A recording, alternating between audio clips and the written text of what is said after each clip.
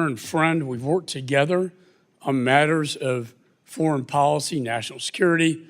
Most of the time we agree. And when we don't, we agree to disagree civilly. And that's the way it should be. And I would say I'm going to miss you, but I'll be around. I'll still be known as Mr. Chairman. And I plan to be a voice of reason in the next Congress, and also a strong voice on national security, sir, and foreign policy. And sir, I want to thank you for your service as well.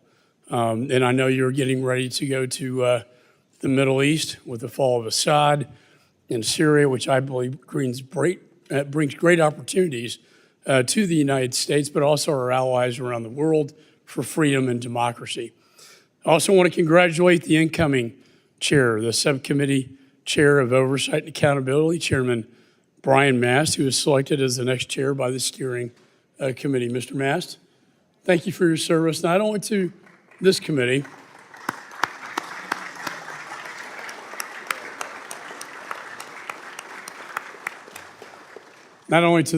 but to the nation.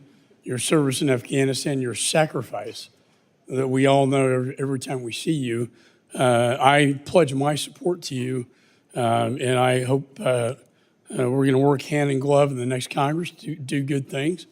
And congratulations to you. Finally, 5 o'clock will be a get-together to rename this committee hearing room as the Benjamin Franklin Committee hearing room, and it will also be a Christmas party and also my farewell address to the committee. So I hope to see all of you there. And with that, I'd like to begin this hearing. Mr. Secretary, I'm pleased that you are here today. And over the last 4 years, we've enjoyed I think, cordial relationship. We've worked together on many, many issues of great importance. However, today, your appearance here today, and I have to be honest with you, it comes after 6 months after I've requested your testimony following my comprehensive report into the catastrophic withdrawal from Afghanistan.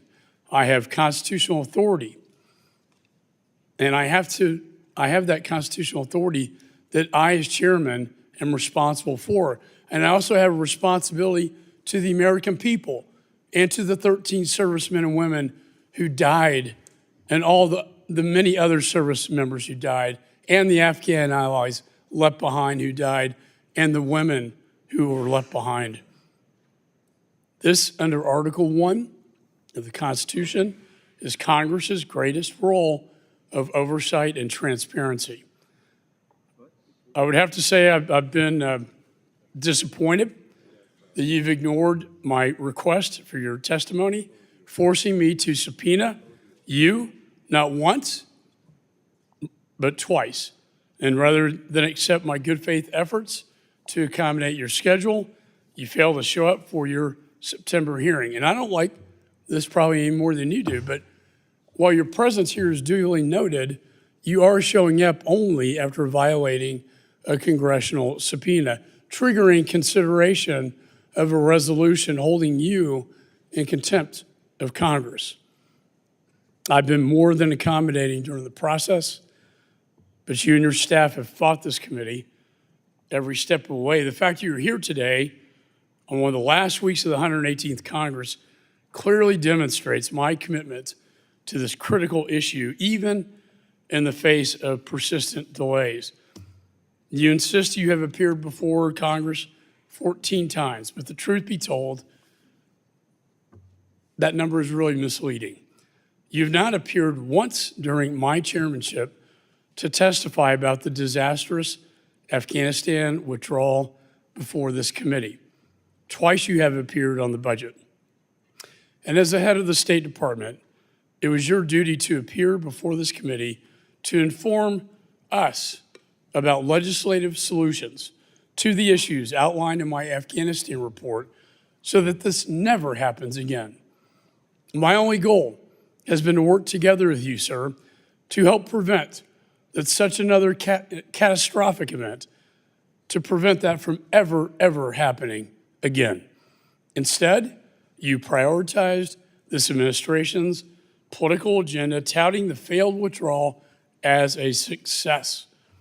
On April 14th, 2021, President Biden announced his decision to withdraw from Afghanistan, no matter what the cost. Go to zero were his words.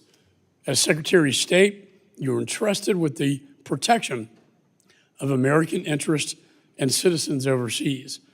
You ignored the Taliban's violations of the Doha Agreement.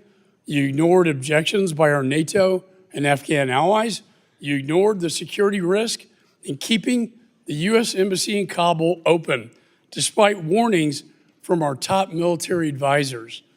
You ignored the warnings of collapse by your own personnel, as evidenced by the July 2021 descent channel cable, one that I call a cry for help that was unanswered. And now, tragically, more than 3 years after this administration's disastrous withdrawal, you're finally here to take responsibility. Mr. Secretary, I've reviewed thousands of pages of documents produced in discovery by the State Department. I've conducted 18 transcribed interviews, led 8 hearings on the Afghanistan withdrawal. I do not take the issue of subpoenas lightly, but today's hearing in your department provided these only after the committee was forced to use its oversight powers. My comprehensive investigation reveals that President Biden's unconstitutional surrender to the Taliban, that you had plenty of opportunity to plan for the inevitable collapse of Afghanistan. Instead, even with the warning bells sounding loudly, ringing loudly, you denied the imminent and dangerous threats to American interests, American citizens, and our decade-long Afghan partners. All the while, the Taliban captured province after province on their march to Kabul. And rather than step up as America's chief diplomat, you delegated this responsibility. And as the Taliban Kabul was surrendered to the Taliban on August the 14th, 2021, you, sir, were vacationing in East Hampton, New York. I do not say that with delight. I say that as a fact. Mr. Secretary, to preserve optics, you sacrificed the safety and security of our service members, diplomats, citizens, and allies. You treated terrorists as diplomatic partners and created an environment ripe for chaos. And on October 26, 2021, an ISIS-K terrorist detonated a suicide bomb at the Hamid Karzai International Airport, murdering 13 heroic U.S. service members and over 170 Afghan civilians. My heart goes out to the Gold Star families, and I pray for them every day. Every day I've been chairman of this committee. It was the deadliest day for the United States presence in in Afghanistan since 2012. And the saddest thing, sir, is it did not have to happen. Mr. Secretary, it's time that we again remember the fundamental principles of diplomacy. Peace may only be obtained through strength. This catastrophic event was the beginning of a failed foreign policy that lit the world on fire. I welcome your testimony, and I hope we take the opportunity for you first to take accountability, and second, for us to move forward so this never happens again. As you are aware, we cannot fix a problem without first admitting that there is a problem.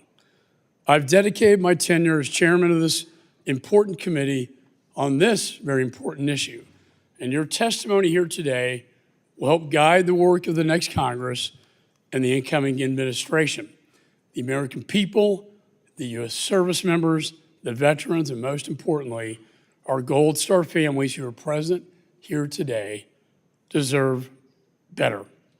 They deserve your candor, commitment, and transparency. With that, the chair now recognizes the ranking member, Mr. Meeks. Thank you, Mr. Chairman. And let me first say to you that it has been a distinct honor, privilege, and pleasure of working with you. We've worked together now for over 4 years, 2 years of which I was the chair and 2 years of which you were the chair. And really, there's been no difference. Our relationship only intensified. We worked collectively together on behalf of the people of the United States of America. You're a man of integrity. You're a friend.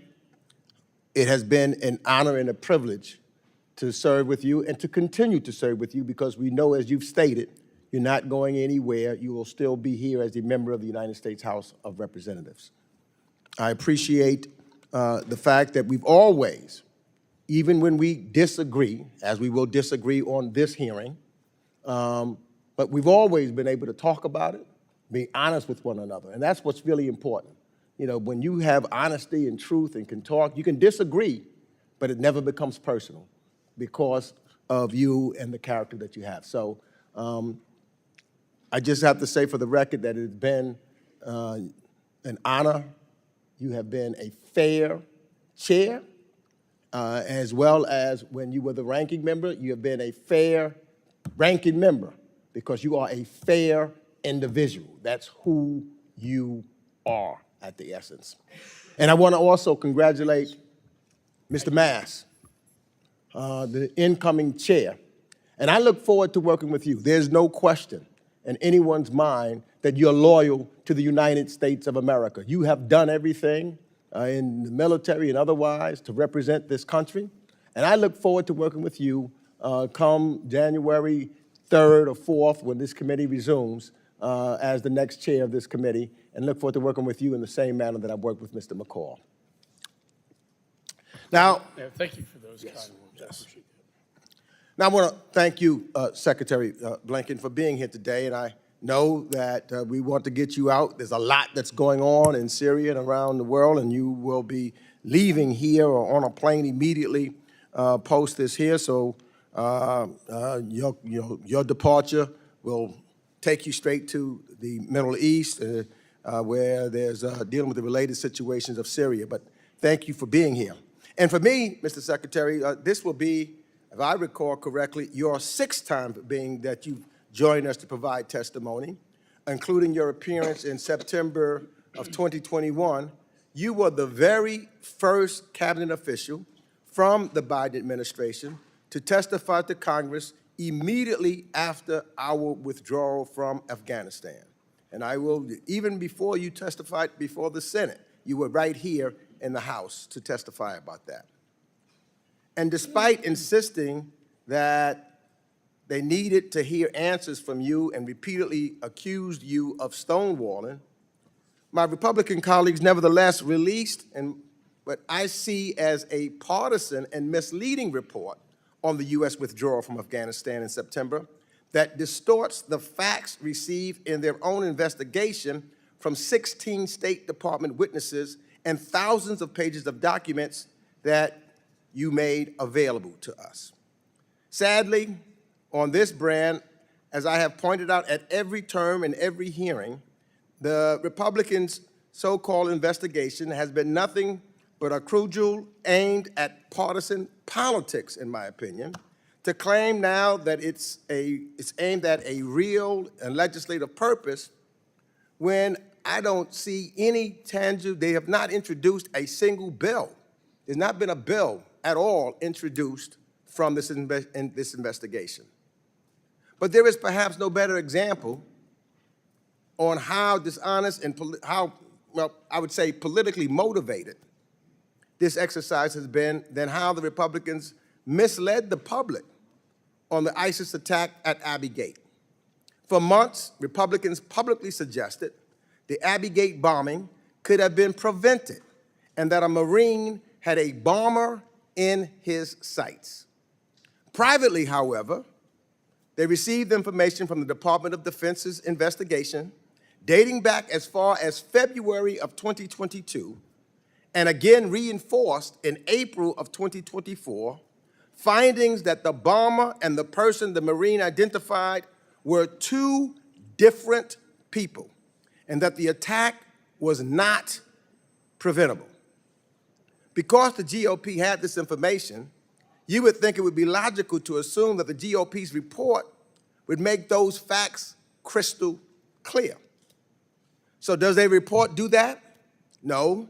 Instead of being straightforward with the American people or the Gold Star families who have suffered so much and who we all keep deeply in our prayers, they continued to muddle the facts. Notwithstanding DOD's clear evidence, the GOP report tries to sow doubt on the DOD's findings by asserting on page 27 that, quote, many who were on the ground that day still believe they were one and the same. The full report remains classified, end quote.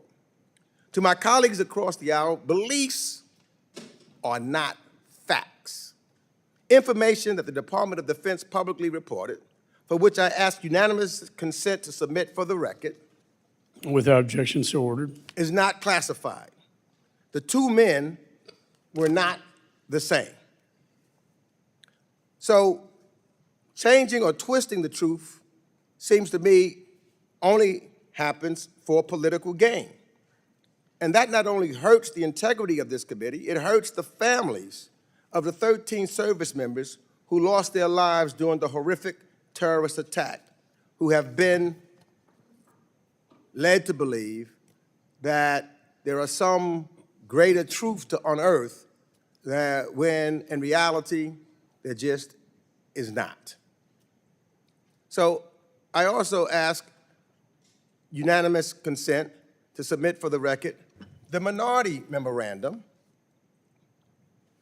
that I released in September of this year. That report summarizes the actual facts of the committee's investigation, Without objection, so ordered. which were remarkably consistent across 20 witnesses and found the following. The full U.S. withdrawal from Afghanistan was set into irreversible motion by President Donald Trump when he concluded the Doha deal with the Taliban and ordered the withdrawal of troops per that agreement, first from 14,000 to 8,600, and then all the way down to 2,500 by January 15, 2020. And after the Trump administration failed to plan for the withdrawal they started, the Biden administration conducted a thorough policy review, acknowledged that we would again be at war with the Taliban if they abandoned the Doha deal, and finished the work his predecessor started by building a withdrawal and contingency plan from the ground up through 2021. And after President Ghani's decision to flee Afghanistan led to the rapid collapse of the Afghan government and security forces, creating the chaos on the ground, the men and women of the State Department acted heroically alongside their military colleagues to conduct the largest airlift in U.S. history, relocating more than 124,000 people. So I believe that President Biden ultimately made the right decision to end our 20-year war in Afghanistan and not ask another generation of Americans to make an ultimate sacrifice for a war that no longer had a purpose. No one here has argued that our withdrawal was perfect. So I want to be clear, I'm not saying that I don't know any withdrawal that has been perfect. But we owe it to ourselves and our military and diplomatic personnel on the front lines to learn from it. And from those 20 years of war in which they served, and to incorporate those lessons of 20 years in the future. But we do them a disservice when we do not examine all of the facts. If we are to honor the 800,000 Americans who served in Afghanistan since 2001, including the 2,461 military personnel killed over the 2 decades of war, we should have conducted proper oversight of the policy decisions made across not one administration, but 4 administrations, not only for the months in which President Biden was in office for the sole purpose of politics. For the honest, bipartisan assessment, we will have to await the Afghanistan War Commission's report due in 2026, because what we have here today is not the true, complete fact-finding. In my estimation, it's politics. And finally, let me just say this, though. I want to conclude by thanking Chairman McCall for honoring a request that I made publicly. I asked that he publicly release all of the transcripts from closed-door interviews that were part of this Afghanistan investigation. And I asked the chairman to do the same for all other remaining transcribed interviews conducted as part of the committee's oversight investigation. And the American taxpayers paid for this work. I asked, and you responded, and you did cooperate and make them all public, and for that, I thank you. And with that, I yield back. I appreciate the ranking member's comments on that. I intend to release all of this to the American people. We do. We are negotiating a interview with Jake Sullivan, the National Security Advisor. It may be in a classified setting. To the extent we can release that to the American people, we certainly will. I also want to state that there are two pieces of legislation currently in the National Defense Authorization that deal with this withdrawal from Afghanistan. One from me on having one point of contact, who's in charge, if you will. Another one by Warren Davidson on evacuation. So with that, I'd like to say to the members that opening statements may be submitted for the record. I want to welcome the 71st Secretary of State, Antony Blinken, someone I do have admiration for. We disagree on this one strongly, but we have traveled abroad. And at the end of the day, when we travel abroad, we're all Americans. But as you know, sir, I have issue with you over the handling of this matter, and I recognize you for your testimony here today. Mr. Chairman, Ranking Member Meeks, distinguished colleagues on this committee, first of all, let me just say I have very much appreciated working with you these past 4 years, working with the Ranking Member. I think we've done good and important things together. Blinken, Secretary of Genocide, Butcher of Russia. 258, we have a disruption. Remind the audience members, disruption of committee proceedings is against the law. Holding up signs or making verbal outbursts during the proceedings is disruptive and will not be tolerated. Any disruption will result in a suspension of the proceedings until the Capitol Police can restore order. This includes the raisings of hands and other forms of disruption. With that, I now recognize the Secretary. Thank you, Mr. Chairman. And just to say how much I've valued and appreciated working with you these past 4 years, the dialogue that we've had, including with this committee, where we've agreed, where we've disagreed, including on Afghanistan. I want to recognize everyone who served in Afghanistan, including on this committee. Our thoughts are with the Gold Star families of the 2,461 American service members, as well as State Department and USAID employees.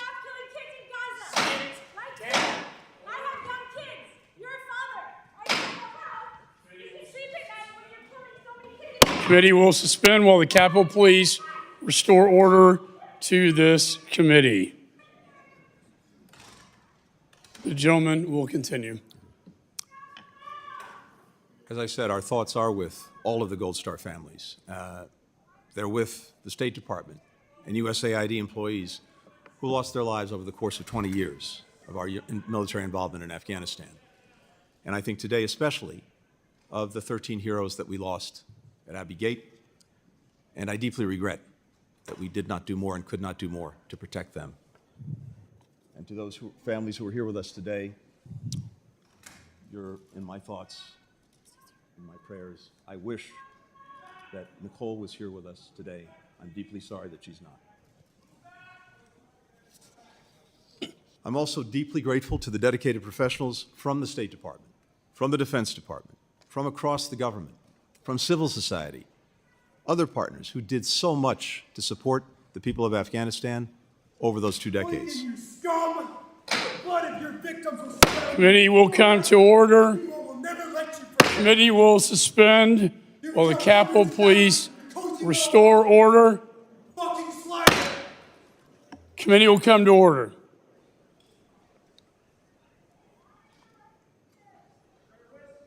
The gentleman will continue. I'm here today to continue the Department's extensive cooperation with this committee. As you know, Mr. Chairman, the Department's provided over 20,000 pages of documents to you. We've conducted 9 high-level briefings for members. We've facilitated transcribed interviews for more than 15 people. I personally testified before the House and Senate committees 14 times with questions on Afghanistan, including 4 times before this committee. Now, I believe that any attempt to understand and learn from the U.S. withdrawal from Afghanistan has to be put in the proper context of what preceded it, both in terms of the 2 decades following 9/11 and the decisions and events of 2020 to 2021 that culminated in the removal of our personnel. When President Biden took office, he inherited an agreement the previous administration had reached with the Taliban to remove all U.S. forces from Afghanistan by May 1st of 2021. At U.S. insistence, the Afghan government had released 5,000 Taliban prisoners, including top war commanders. The United States reduced our own troop levels from 14,000 to 2,500 in December of 2020. In return, the Taliban agreed to stop attacking U.S. and partner forces, to refrain from threatening Afghanistan's major cities, and to pursue intra-Afghan negotiations toward a ceasefire and a political settlement. But it continued a relentless march in the countryside so that it controlled or actively contested territory containing 3/4 of Afghanistan's population by December 2020. In January 2021, the Taliban was in the strongest military position it had been in since 9/11, and we had the smallest number of U.S. forces in Afghanistan since 2001. Despite the profound effects of the Doha Agreement, President Biden ultimately opted to implement the previous administration's decision to withdraw American troops and honor his pledge to end our nation's longest war. To the extent President Biden faced a choice, it was between ending the war or escalating it. Had he not followed through on his predecessor's commitment, attacks on our forces and allies would have resumed, and the Taliban's assault on the country's major cities would have commenced. That would have required sending tens of thousands more U.S. forces back into Afghanistan to defend ourselves and prevent a Taliban takeover, with at best the prospect of restoring a stalemate and remaining stuck in Afghanistan under fire indefinitely. President Biden inherited a deadline, but no plan to meet it. At his direction, beginning in the spring of 2021, the administration, and the State Department in particular, engaged in extensive planning for a whole range of outcomes. We pursued a sustained campaign to urge any Americans in Afghanistan to leave. We restarted and dramatically increased resources to what had been a moribund special immigrant visa program to bring Afghans who had worked by our side over 20 years to the United States. Even the U.S. government's most pessimistic assessments did not anticipate that the Afghan government and security forces would collapse so rapidly in the face of Taliban advances.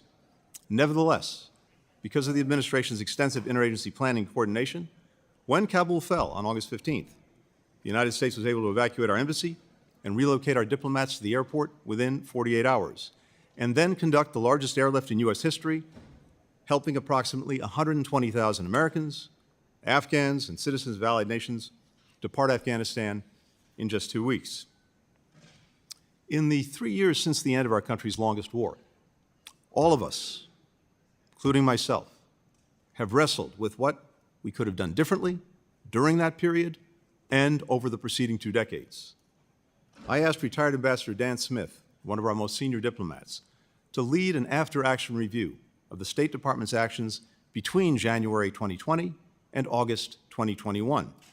In response to Ambassador Smith's report, the Department has taken more than 40 concrete initiatives and identified steps to guide our response to future crises.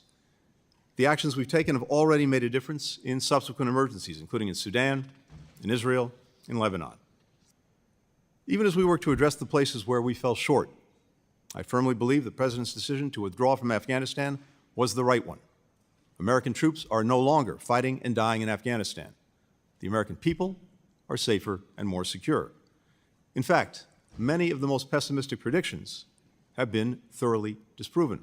We were told Afghanistan would once again become a haven for terrorists, and that, as the majority report contends, we would be all but blind to the situation on the ground. In fact, al-Qaeda, the group that attacked us on 9/11, has not regrouped in Afghanistan. And in August 2022, we launched a precision strike in downtown Kabul that took out its leader, Ayman al-Zawahiri, with no American boots on the ground. We were told that our allies would no longer trust us. Well, having just returned from more NATO meetings in Brussels and my 20th trip to the Indo-Pacific as Secretary of State, it's clear that our alliances, our partnerships, are stronger today than they've been in a generation. You can see that in the more than 50 countries that we brought together to defend Ukraine against Russia's ongoing aggression, and in the unity of purpose and action that we built for contending with the challenges posed by China. We were told hundreds of Americans and Afghan partners would be left behind. Yet today, every U.S. citizen who told us that they wanted to leave during the evacuation has now had the opportunity to do so. And to those Americans who entered the country since August 2021 and have been detained by the Taliban, we will not rest until we bring you home.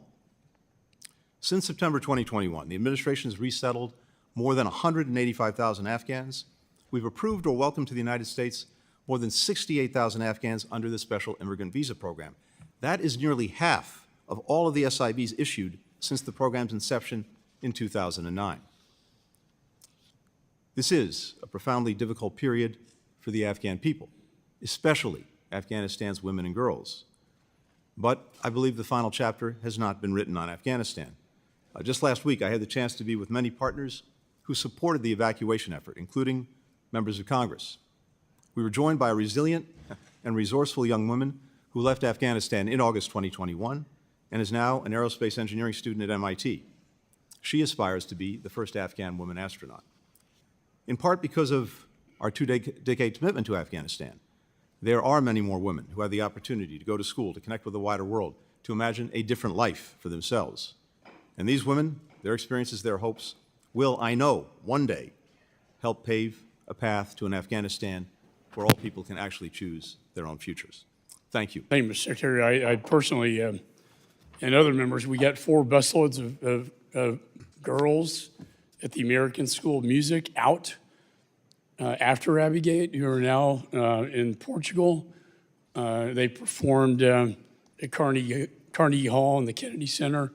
But there are many women, unfortunately, who are now enslaved under Sharia law by the Taliban.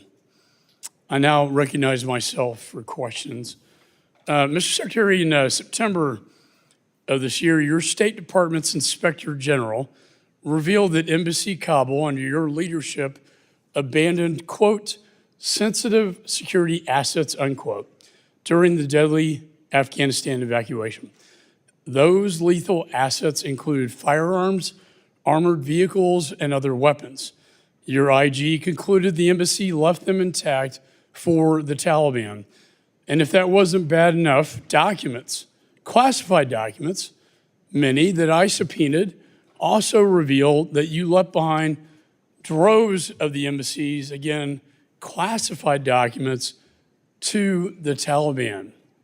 Your own diplomats described desperate attempts to burn documents on the rooftops and in the embassy while helicopters took off the embassy's roof, very reminiscent in my younger life of Saigon.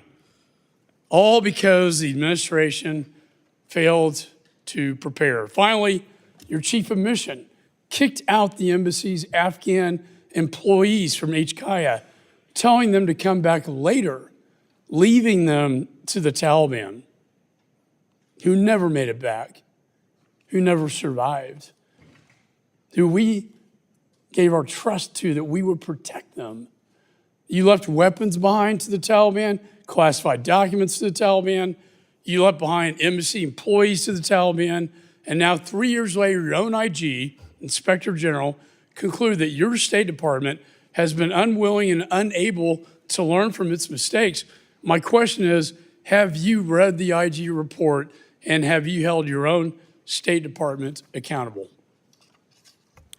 Mr. Chairman, first, with regard to the documents, we have in place at every embassy, including in Afghanistan, a process by which sensitive documents are destroyed in the event of an evacuation and shutting down the embassy. We began that process on August the 1st. And then, when we got to August the 12th, before the collapse of Kabul, we proceeded with the emergency destruction of all of the remaining sensitive documents. And that process was complete by the 14th, a day before Kabul fell. That's a process that we engage in wherever we have an emergency, and that's exactly Well, what reclaim we my did in time. I Afghanistan. mean, the fact is, they should have been evacuated long before. I mean, you were still negotiating as the Taliban entered Kabul. The embassy should have been, as the military advised you to do, evacuate that embassy. Let me ask you this. When President Biden announced his unconditional surrender to the Taliban on April the 14th, 2021, you demanded that Embassy Kabul remain open, no matter what the cost. Your personnel opposed that. In fact, they did so in a cabled dissent that we were able to get from you in our discovery process, a cry for help. The chairman of the Joint Chiefs to the CENTCOM commander, Millie McKenzie, said this was a fundamental mistake, a fatal flaw, and their biggest regret is keeping the embassy open despite the advice of your own people on the ground and military advisors. Why did you do that? Very simply, because no one anticipated that the government and the Afghan armed forces would collapse as quickly as they did. We anticipated, and every intelligence assessment that we had anticipated, that Kabul would remain in the hands of the government and the hands of the Afghan armed forces through the balance of the year and I into mean, the next reclaim year. my time because I Well, want to let say. me please, let me finish. I will let you finish, The but chairman, I strongly the chairman of the Joint disagree with Chiefs, that comment. Mark Milley, said, "Nothing I or anyone else saw indicated a collapse of the army or the government in 11 days. The DNI, Avril Haines said, in the days leading up to the Taliban takeover, intelligence agencies did not see collapse as imminent. This unfolded more quickly than they anticipated, including in the intelligence community." Okay, reclaim my time. I hear what you're saying, that no one saw the collapse coming. However, I've read the dissent cable, your embassy personnel, that you provided to me, that they sent to you in July before the collapse in 2021, warning of Afghanistan's imminent collapse, fearing for their safety. You personally read this, sir, and cleared it. Your Deputy Secretary, Brian McKeon, testified before this committee that you took no step to answer the cries for help. And as you know, Secretary of State, you have a responsibility to protect Americans and diplomats. Mr. Chairman, that's incorrect. Why did you ignore the cries for help? Why did you leave this embassy open? And finally, who was in charge? Was it you or Mr. Sullivan? Because it seems to me you delegated all your responsibility on this. You had very little to do with it, and it was Jake Sullivan and the National Security Council at the White House calling all the shots. However, under law, sir, you're the captain of the ship.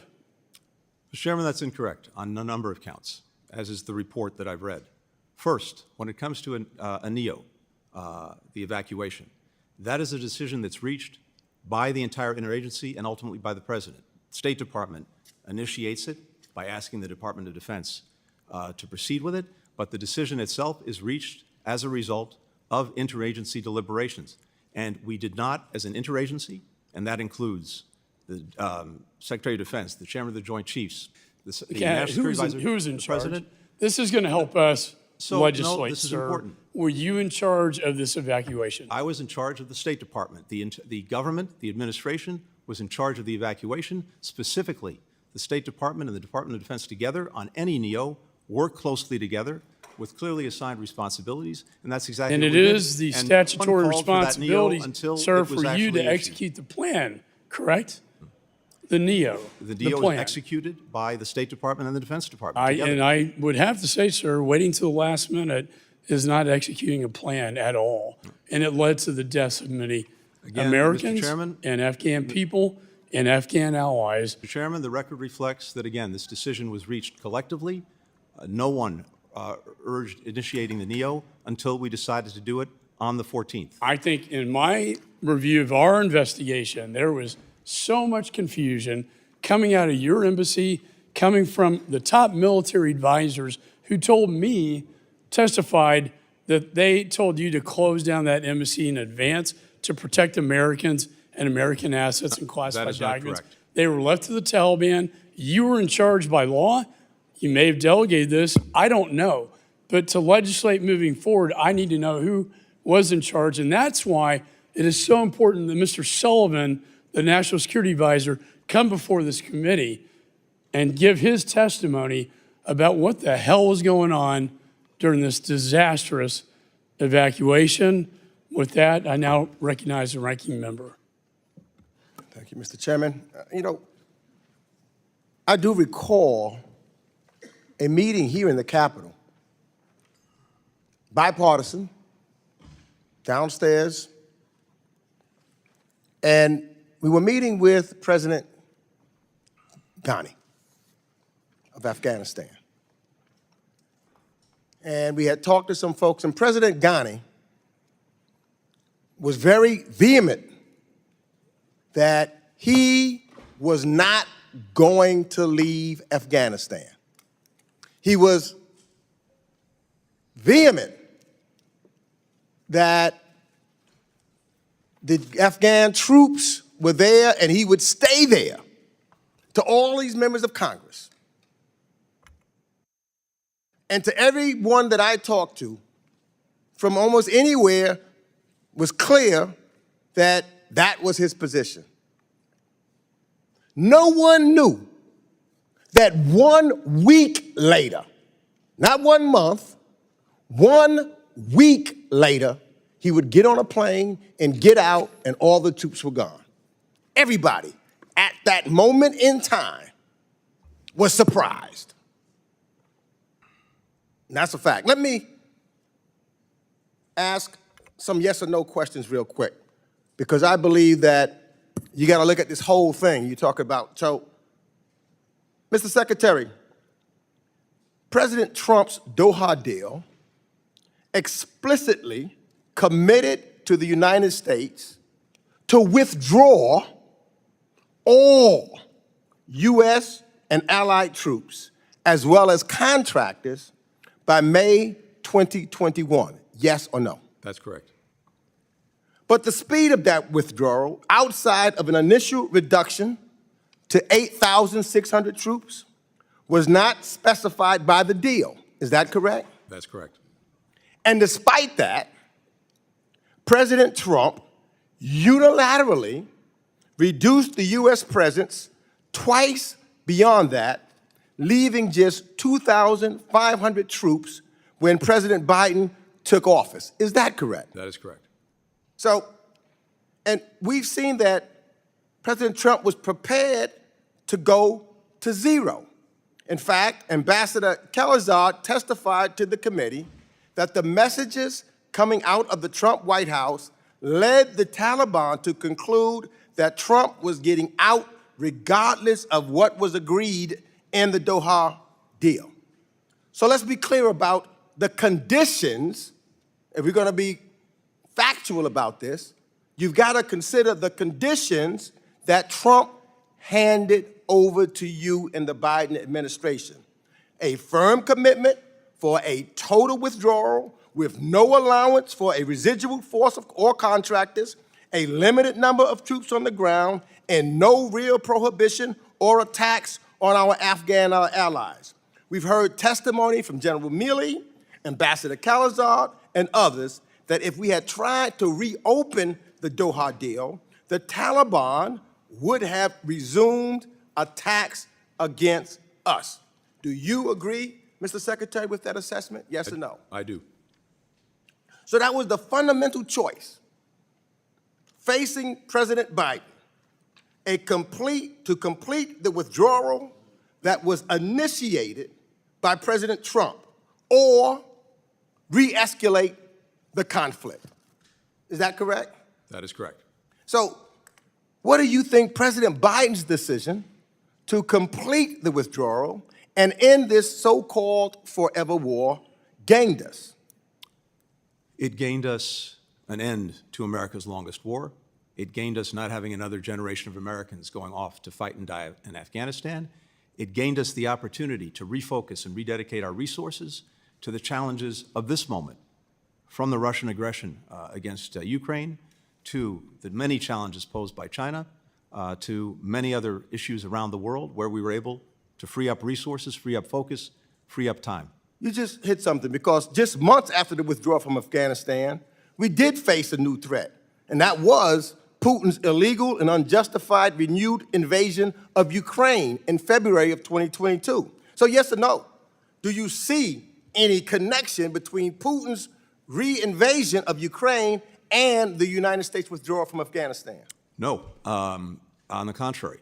I think our adversaries, including Russia, would have been delighted if we had doubled down and remained stuck in Afghanistan for another 20 years. Now, in 2008, we had, between Afghanistan and Iraq, about 200,000 forces deployed. You'll recall what else happened in 2008. Russia invaded Georgia. In 2014, we still had about 12,000 forces in Afghanistan. You'll recall what else happened in 2014. Russia, for the first time, invaded Ukraine.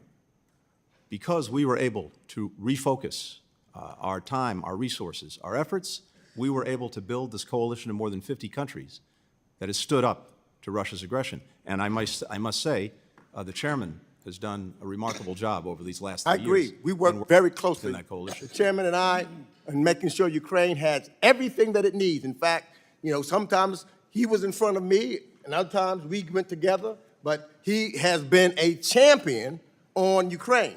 But the issue that I'm trying to make sure, and I think this is what you said, that the withdrawal from Afghanistan did not hinder our capacity or our credibility to lead our allies in a robust response to the invasion in Ukraine. That's correct? That is correct. As well as that withdrawal did not inhibit our relationships with our allies. That is correct. In fact, just the opposite. It may be my last question, your assessment of the strength of NATO and our alliances system today. Has the withdrawing from Afghanistan let us focus on the most urgent threats to global security? Yes or no? NATO is stronger, it's bigger, it's better resourced, it's more focused than it's ever been. All right, the gentleman's time has expired. Let me just say, with the fall of Afghanistan, within months, Chairman Xi and Putin made an agreement at the Olympics in Beijing, and we saw satellite imagery of the Russian Federation moving towards Ukraine. I don't think that was by accident. That was by design. Putin saw weakness, and he took aggression, and he invaded Ukraine, and then the Ayatollah reared his ugly head in the Middle East, and Chairman Xi is on fire in a hot zone in the Indo-Pacific. With that, the chairman now recognizes the gentleman from New Jersey, Mr. Smith. Thank you very much. Pardon me, Mr. Chairman, and welcome, Mr. Secretary. You know, I have a number of questions, and I've asked some of those in the past, and so I won't repeat those. But I chair the China Commission. I've chaired 105 plus hearings on human rights abuse in China, Xi Jinping's absolute malevolent behavior towards the Uyghurs, and all the other atrocities that are committed each and every day. But what concerned me with our, I believe, egregiously flawed exodus from Afghanistan was how dictators around the world, especially Xi Jinping, looked at that and his propaganda organs like the Global Times and said to the people of Taiwan, here's one editorial, why the U.S. will abandon Taiwan eventually. Another one was Afghan abandonment is a lesson for the Taiwan's DPP. And then when you read it, they're telling the people over and over again in Taiwan that America's resolve was questioned, is questionable, that we will leave them too. And you know, I won't read the editorial, but editorials, because they are very, very disturbing. You know, dictators love weakness. They probe with bayonets, and if they can get away with something, they will. And I think the chairman is right when he talks about Putin as well. And you had said before how you thought they would be happy if we were bogged down for the next 20 years. But I look at it a different way. They look at how it was done. Yes, we were going to get out of Afghanistan, but the way we did it led to the loss of American lives, which we've seen the pictures again shown here, and we've all met with those families of those loved ones, and countless numbers of Afghans. So the impact of this, can you at least admit that to the dictatorships of the world, they saw that and they saw it as weakness, and they go to avoid if they think there was one. Secondly, how many Americans are still in Afghanistan? And post-Exodus, how many were jailed, killed, tortured, left behind? I know that there was a lot of talk that, we encourage people to leave, but we all remember that Reuters broke that story about how the president had, in a conversation with Ghani, had said very clearly that even if we have to make it up in terms of the situation, to project it as if it's better than it is, and here's the way he put it. This is President Biden. And there's a need, whether it's true or not, there's a need to project a different picture. And that was done on July 23rd. So while we may admonish people to leave, they're listening to our own president who says there's a 300,000-man army, well-trained, but meanwhile, in back channel, talking on the phone to Ghani, he's saying, project a different picture. Very, very disturbing. I mean, we got to be truthful. Thank you. Two things on this. First, we engaged in a sustained campaign to get every American in Afghanistan who was still there to leave. 19 messages to that community between February and August. And by the time the evacuation took place, there were still about 6,000 Americans left in Afghanistan. Now, who are they? They're almost all dual citizens, almost all of whom, had lived, worked, had their families in Afghanistan for generations. And so you were still down to 6,000, despite every effort to get people to leave, including offering to pay for their travel. The airport remained open until August the 15th. In the weeks of the evacuation, the 2 weeks of the evacuation, almost all of those 6,000 remaining, we were able to get out. We were left with a few hundred on August the 31st. There were a couple of hundred, and this is what I testified to, who had identified themselves to us. And keep in mind, as you know, when you travel to a foreign country or you leave a foreign country as an American, you don't have to register. You don't have to make yourself known. We made every effort to get in contact with everyone, but by the time of the end of the evacuation, there were still a couple of hundred American citizens left who had identified themselves to us and told us they wanted to leave and who couldn't get to the airport or get into the airport. There were several hundred others who were there and we knew of who did not want to leave, either because they didn't want to leave extended family members behind or they just chose not to leave.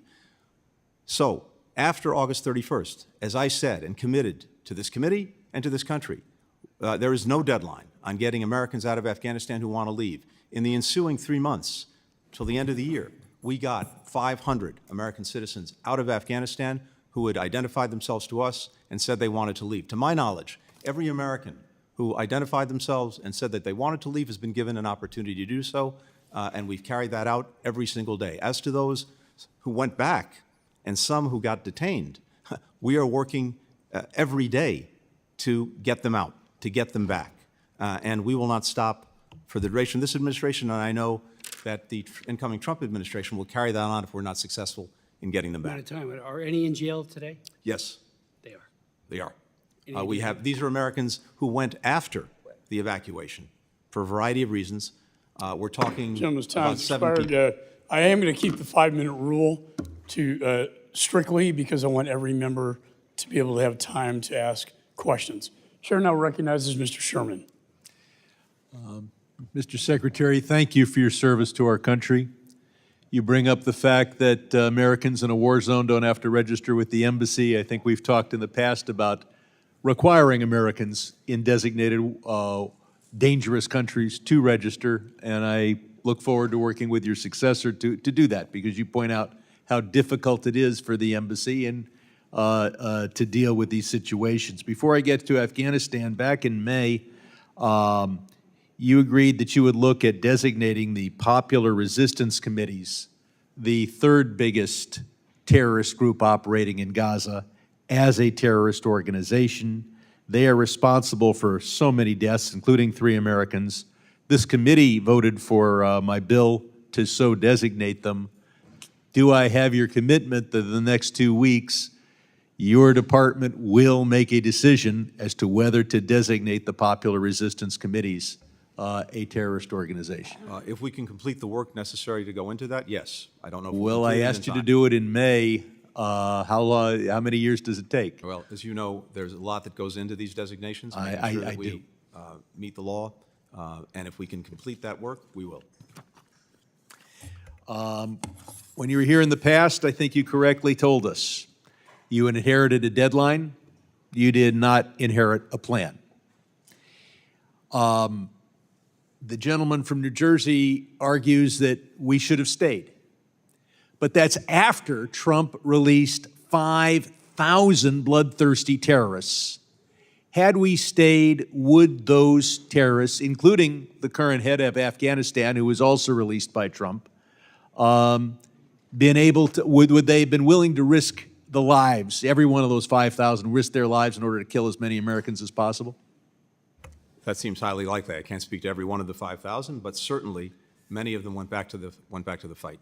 So we we went into Afghanistan, we drove al-Qaeda out, we accomplished something in the George W. Bush administration.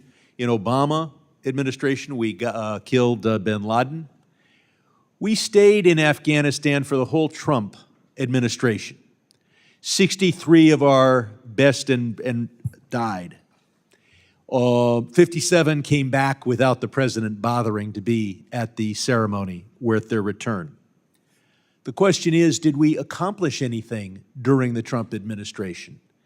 Did we get a better deal in 2020 than we could have gotten in 2017? Now, the deal we got in 2017 was total surrender. The only requirement was that the Taliban not be a center for international terrorism. They have that obligation anyway. They did not commit themselves to protecting our troops on the way out or our embassy on the way out. And moreover, the Taliban is not in violation of the Trump agreement when they hold 12-year-old girls as sex slaves, kill every LGBT person they can, kill any Afghan that converts to Christianity. So the deal was the weakest ever, and it had no enforcement. So couldn't we have gotten that same deal in 2017? And would 63 more American soldiers be alive if we had done that then? Look, in fairness, I think we have to ask ourselves about our ongoing presence in Afghanistan after we got bin Laden. We had dismantled al-Qaeda. We'd removed it as a threat. We got the leader, the guy who Right. attacked So us if we on- so I think so we we need to look got back something. we need to when look back at this entire period and look at the But decisions clearly that everyone the made. Trump years, 4 years of death of American troops, and we accomplished absolutely nothing. We signed an agreement under which the Afghan government is free to use 12-year-old girls as sex slaves and to kill those who convert to Christianity. Some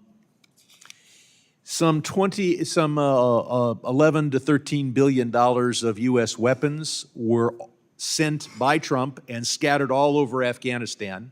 And this committee has put forward the idea that we should have somehow collected those weapons from men who wanted to keep them and who were armed with those weapons. Could we have accomplished that without any significant American casualties all over Afghanistan collecting the weapons? No, we could not. Would there have been hundreds of American casualties in your estimation? I can't give you a number, but certainly there would have been casualties. I yield back. Gentleman yields. Let me announce also that Mr. Sullivan, National Security Advisor, has agreed to testify before this committee on December the 17th at noon. And I insisted on behalf of the members that all members be able to participate in that briefing. Chair now recognizes the gentleman from South Carolina, Mr. Wilson. Thank you very much, Chairman Mike McCall, and thank you for your 4 years of leadership on this committee. It's just been so effective for the American people. And then we all know that Chairman Brian Mast-Elect will do an excellent job continuing the tradition of serving the American people. And what an exciting time in history that as we face such positive changes with the removal of dictator Assad, from Damascus, what can occur and what needs to occur. But sadly, the Assad departure and anything that's been positive was despite the Biden administration. Because, hey, until last week, there was an effort to try to some level of normalization with Assad, but that's not what we're here today. But it's a continuation, and that is the Biden administration's surrender in Afghanistan has actually set the stage for foreign policy disasters around the world, with mass murder shamelessly being conducted around the world. Our allies who stood with us for decades watched as the Americans capitulated to terrorists, creating safe haven for terrorism, and abandoned allies. It was so incredible that this catastrophic decision of was the worst ever for American military and national security. And sadly, President Biden, on August 26, 2021, claimed that he had letters, quote, had letters from the military indicating they supported his decision.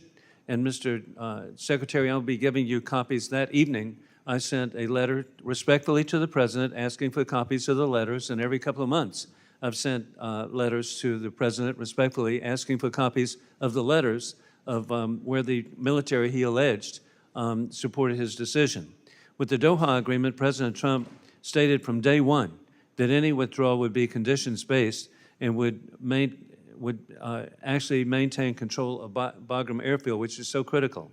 The disorder and chaos that led to the murder of 13 of our service members at Kabul airport just should not be forgotten. And then countless civilians, we understand, were the first domino to fall in the Biden-Harris appeasement policy. And also this year, it should be remembered, we lost 13 at Kabul airport, but we also had 3 reservists from Georgia who were killed on January 28th by the Hamas puppets, Hezbollah puppets of Iran, and 60 were injured, and many with traumatic brain injury. It's just heartbreaking to think of the loss of life and the lifelong injuries that people will have. Today in Afghanistan, women have effectively been banished from public life, unable to speak in public or hold any job, including nursing. And I still cherish seeing little girls. I visited Afghanistan very frequently to see little girls going to school with their jeeps or whatever, and then little guys going to school with something not indigenous to people of Afghanistan, and it was baseball caps. And so that doesn't occur now. Terrorists have a free rein to regroup and work with their backers to coordinated additional attacks on American families. As we know, the FBI has said attacks are imminent. History reminds us that when America withdraws from the world, our enemies fill the vacuums. We now face a war that we did not choose, of dictators with rule of gun invading democracies with rule of law. It began February 2022, when war criminal Putin invaded Ukraine. And then on October 7, Iran, through its puppet Hamas, invading Israel. And we all see that the risk that we have, and it's personal to me, Mr. Secretary, my appreciation of the people of Afghanistan. I was grateful to serve with the late Sheila Jackson Lee as co-chair of the Afghan caucus. And we met with so many wonderful people who, it's bipartisan, our concerns. And then I'm grateful my former National Guard unit, the 218th Mechanized Infantry Brigade of the 2nd Army Guard, served for a year under General Bob Livingston. And they developed a real fondness for their Afghan brothers. And finally, I'm really grateful my number 4 son, First Lieutenant Hunter Wilson, served for a year as an engineer in Afghanistan. And so I would just really want to let you know that I'm just so disappointed. Hey, I really get trouble at home. I said I wanted Biden to succeed, but this has not occurred, and we've just got to address this. And with that, I yield back my time. Gentleman yields. The chair recognizes Mr. Connolly. Thank you, Mr. Chairman, and thank you for your tenure and for your friendship and decency serving as chairman of this prestigious committee. I'd like to put a picture up which seems to suggest, Mr. Secretary, that the Republican narrative is correct about you. There you are with a prominent Taliban negotiator. Do our tech people have that picture? Well, I have it here. Isn't that you with the Taliban negotiator, Mr. Secretary? I'm afraid I can't see the picture, but I'm not aware of having spent any time with a Taliban negotiator. Oh, I'm sorry. That's Secretary Pompeo.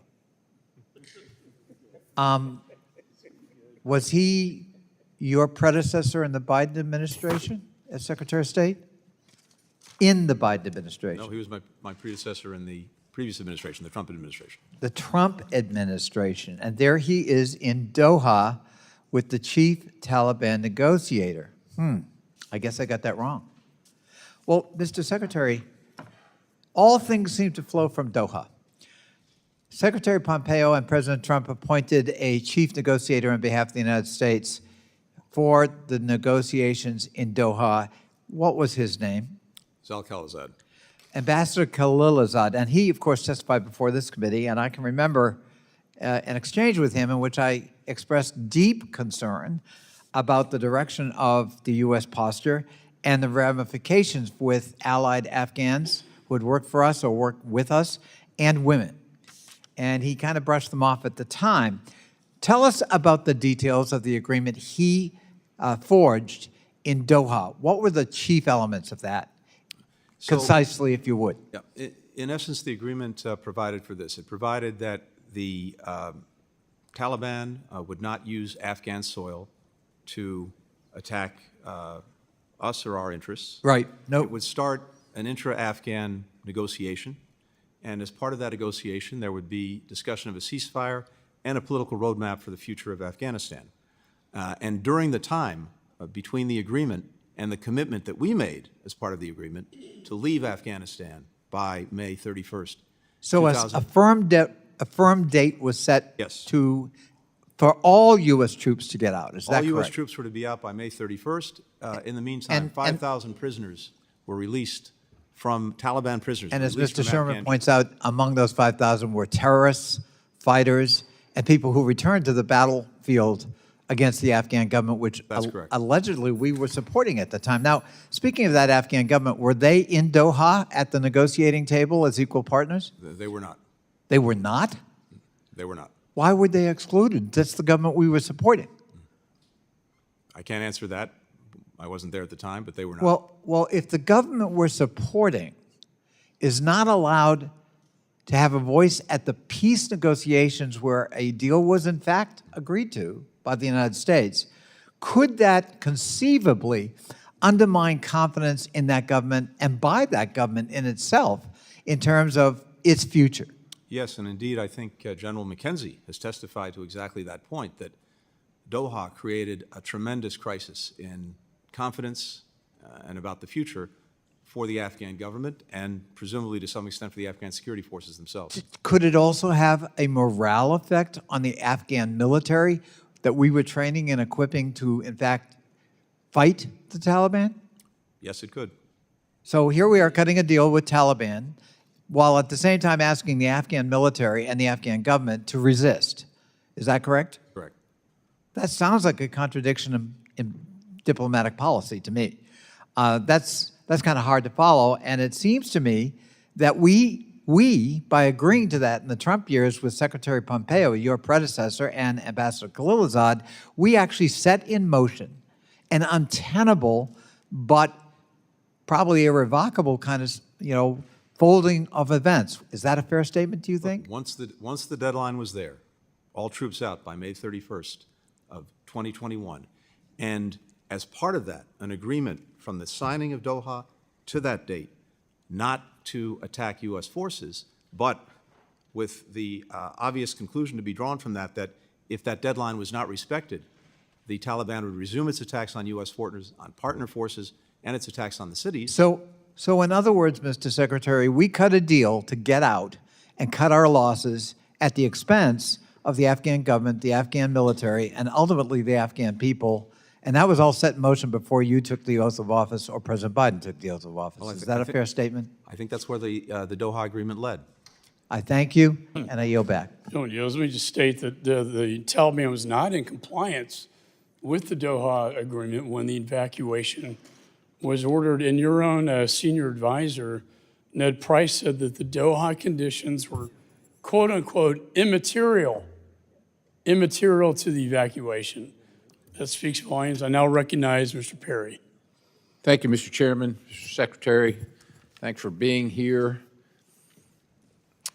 The statement from you in a 2024 Senate hearing where you said no one has done more to support Israel than Joe Biden.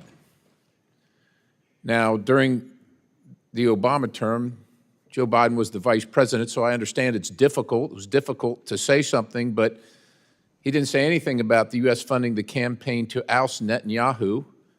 And I get it, while President Obama was the president, he's the vice president, that's a difficult thing to do, but he was unburdened when he became president, so he could have said something then. Immediately upon taking office, he redesignated the Houthis from a foreign terrorist organization. We see what they've done.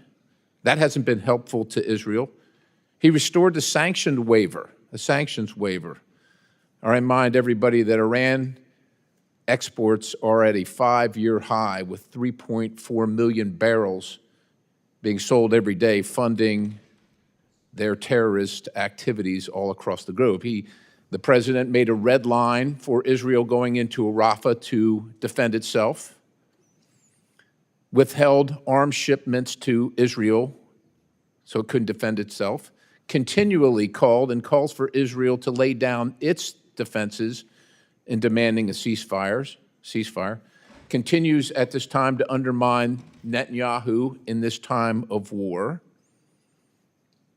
Again, I think I already said about the sanctions waiver, but the president didn't even go to greet the prime minister when he came to the United States. He didn't even send the vice president.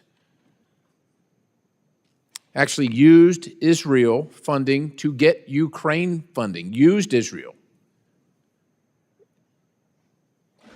Again, oil exports at our 5-year high, and that money goes directly to support Iran, Israel's mortal enemy, and all their proxies, including the Houthis, Islamic Jihad, Hamas, Hezbollah, you name it. Continues to support United Nations Relief and Works Agency and the activities of those within involved in the terrorist attack on Israel on October 7th. That's just a few things that I quickly found, knowing that you would be here, Mr. Secretary, and you said, no one, starting with President Biden, has done more to make sure they have what they need to defend themselves from Hamas, to deal with the threat Hamas poses. And that's also from a 2024 Senate hearing, Mr. Secretary. No one has done more to support Israel than Joe Biden. I'm thanking the good Lord that he's not against Israel, Mr. Secretary.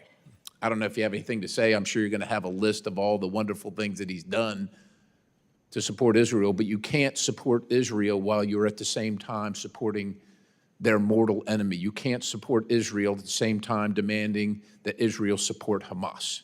You can't support Israel when you're allowing Iran access to billions of dollars used to fund terrorism, not only in Israel, but around the globe, threatening not only Israel, our greatest ally, but also the United States of America and its interests abroad. So if you want to defend all that, you're welcome to it, Mr. Secretary. Thank you. I'll say simply this. When Israel was attacked on October the 7th, the President of the United States rushed there, the first president to go to Israel during a time of war.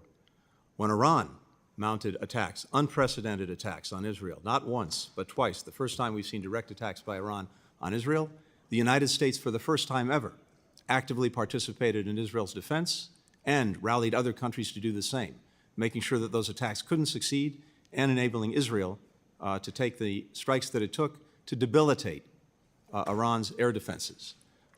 If you want to go back more years than that, the Memorandum of Understanding, the 10-year Memorandum of Understanding that provides the money for Israel's defense, that was negotiated by President Obama, and Joe Biden was a lead in that effort to get it. And as a result, the equipment, the munitions, the arms that Israel has had as a result of that agreement, have enabled it to deal with Hezbollah, to deal with Hamas, to deal with Iranian-aligned If I may, sir, to in the deal with remaining Iran. 10 seconds, if this president were on both sides of this war providing Iran all that it has provided, maybe those people in Israel that died on October 7th would still be alive. I yield. That is simply incorrect. And Gentleman I'm yields. Chair recognizes Mr. Keating. Thank you, Mr. Chairman.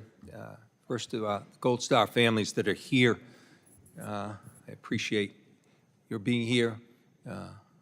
Everlasting gratitude for your sacrifice. I come from a Gold Star family, and in my own family, even decades afterwards, the members of my family went back through military records in years-long painstaking research just to find out exactly what happened to him as he was killed serving our country. And I understand the need for that, and hope that you take advantage of what the ranking member has submitted, take advantage of what is there publicly, and I hope there's further opportunity to declassify, because it's important, as it was to my own family, to get the facts, not just beliefs about exactly what happened. Mr. Secretary, thank you for being here in your last hearing. I want to thank you for your selfless public service, your integrity, your personal sacrifice. I came across some, I was researching the Budapest agreements the other day, just trying to get more detailed information, including our obligation to Ukraine in those agreements to defend aggression that they had. And the name that kept cropping up through the whole research was your father. And I know your father would be very proud of your service.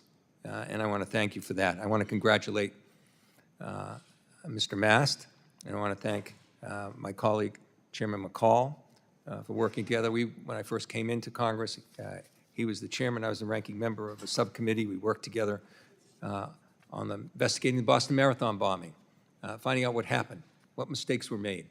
And we saved lives as a result of that report. And it was comprehensive.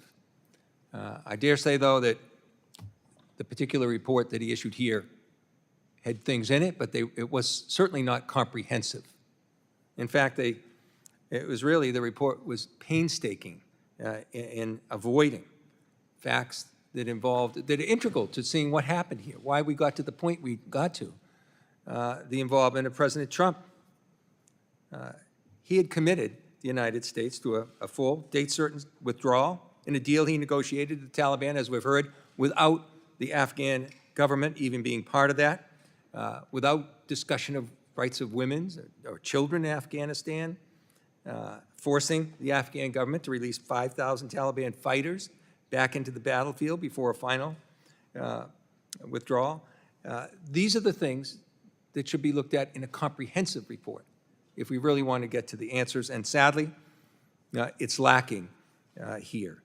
In that time frame, too, something we should draw attention to is when President Trump unilaterally did this, he left out his own military people when he announced that. He left out senior officials in his own office, and he left out our allies who were fighting in this battle in communicating to them. So I'd just like you briefly to talk about the importance, for the first time under Article 5, and the importance of NATO. Our allies came, and the only time, came to our assistance in fighting this war. I visited them in Afghanistan, along with our own troops. So could you talk to the importance of that NATO alliance, how important it was in this, how important it is in the future? Thank you very much, Congressman, and thank you for the reference to my father. I deeply appreciate it. As you said, the first time, the only time Article 5 has been invoked was in defense of the United States after 9/11. And NATO allies came far and wide to join us in Afghanistan in dealing with al-Qaeda, in dealing with bin Laden, in dealing with the people who attacked us and attacked democracy on that day. And that's something we'll forever be grateful for. I'm very proud of the fact that as we leave office, that alliance is stronger, bigger, and better resourced than it's ever been. When we took office, of the allies, only 9 were meeting the pledge that had been made in 2014 to dedicate 2% of GDP to defense. Now, 23 allies are meeting that pledge, and the remainder are en route to do so. We have 2 new allies in Finland and Sweden, making the alliance stronger and more effective. And I'll just say this in conclusion. I think what the American people need to understand about the alliance, and I understand it's easy to forget, is what makes it so unique and why it's so important going forward. When countries came together to join NATO, they made this commitment under Article 5 that an attack on one is an attack on all. And that means that any would-be aggressor thinking about attacking any one of these countries knows that if they attack one, they've got to take them all on. That is the best way to prevent war in the first place. It's the best way to deter aggression. It's the best way to make sure that we don't have a world of conflict. Americans don't want to be at war. NATO has been the best guarantor that we can have of making sure those wars don't happen in the first place, but if they do, that we are not fighting them alone. Thank you so much. I Gentleman's yield time back. has expired. I will agree, and Mr. Meeks and I, that NATO has never been more united or stronger, and I do think Mr. Putin had a strong role. The chair now recognizes Mr. Mast. Thank you, Mr. Chairman. Now, sometimes we speak about decorum in here, and I would say that it doesn't take a 4-letter word to violate decorum. We insult every single person that served when we come in here and we say words like, we're sorry that the Afghanistan withdrawal was not exactly perfect, but maybe we could have done a few things. That is a violation of decorum against every person that put on a uniform. And this place absolutely lives up to being a swamp when we try to cover up the fact that 26 of your diplomats told you directly that if you continued down the path that you were going, that it was going to be a disaster. And we should not be covering that up. I want to talk about a couple of things today. You are our top diplomat. That's not in dispute. Have you been in Afghanistan since 13 American service members were murdered? No, I have not. Have any of your staff visited the U.S. Embassy in Afghanistan since that day? We've had people in Afghanistan. I do not believe they visited the embassy. Do you know who is currently residing in our embassy? The embassy is obviously not under our control. We don't have the ability, not being in Afghanistan, to control it. Do you have any information on anybody that has spent any time residing in our embassy since our departure? No doubt if we do, or in any event, the intelligence community does, and I'm happy to share that as appropriate. Yet, we are still giving the Taliban tens of billions of dollars. There's an American citizen out there, literally woke up this morning, losing 30% of their paycheck, and a good percentage of that is going to the Taliban or other programs abroad. And this is something that we all need to think about, and we will be thinking about deeply for the next 2 years. There's a joke that's made often out there about kids going to college to learn basket weaving, and what a joke that would be. But the United States right now is literally sending tens of millions of dollars to the Taliban, 14.9 million to be exact, to teach Afghans how to do carpet weaving. Let's think about that. We are giving $280 million to the United Nations to do cash transfers for food in Afghanistan. Yet we're not sending an ear of corn from Iowa, a sack of potatoes from Idaho, or a cucumber or an orange from Florida. And that discounts the fact that there's no American tonnage going through our ports to send those things out of here either. It's just cash transfers.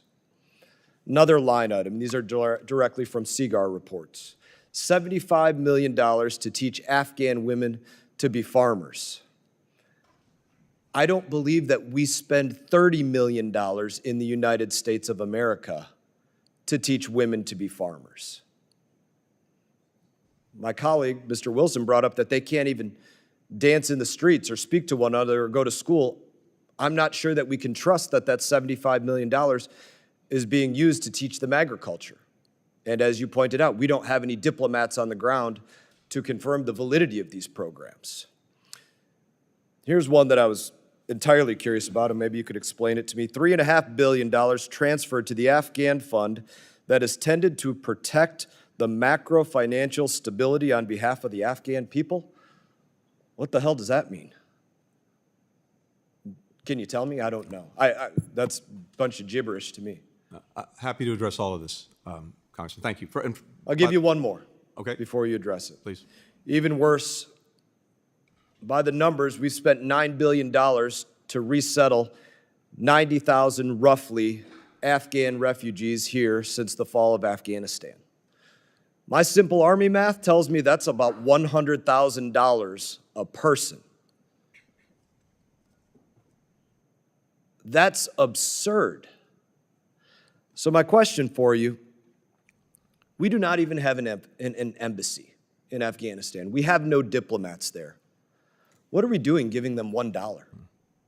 So, Congressman, as I believe you know, the money that we provide and the international community provides is done through partners, implementing partners, UN agencies, NGOs. They have. Yes, we could say that about all the State Department dollars, foreign NGOs, foreign countries, foreign companies, and in this case, foreign adversaries. So each of these institutions, as verified by the department, has in place processes to make sure that the money that we provide and others provide is spent appropriately. And the money that has been spent in Afghanistan, and I think internationally it's about $8 billion since the evacuation, has helped avert famine. It's helped prevent the collapse of the health system. It's helped prevent the collapse of the entire economy.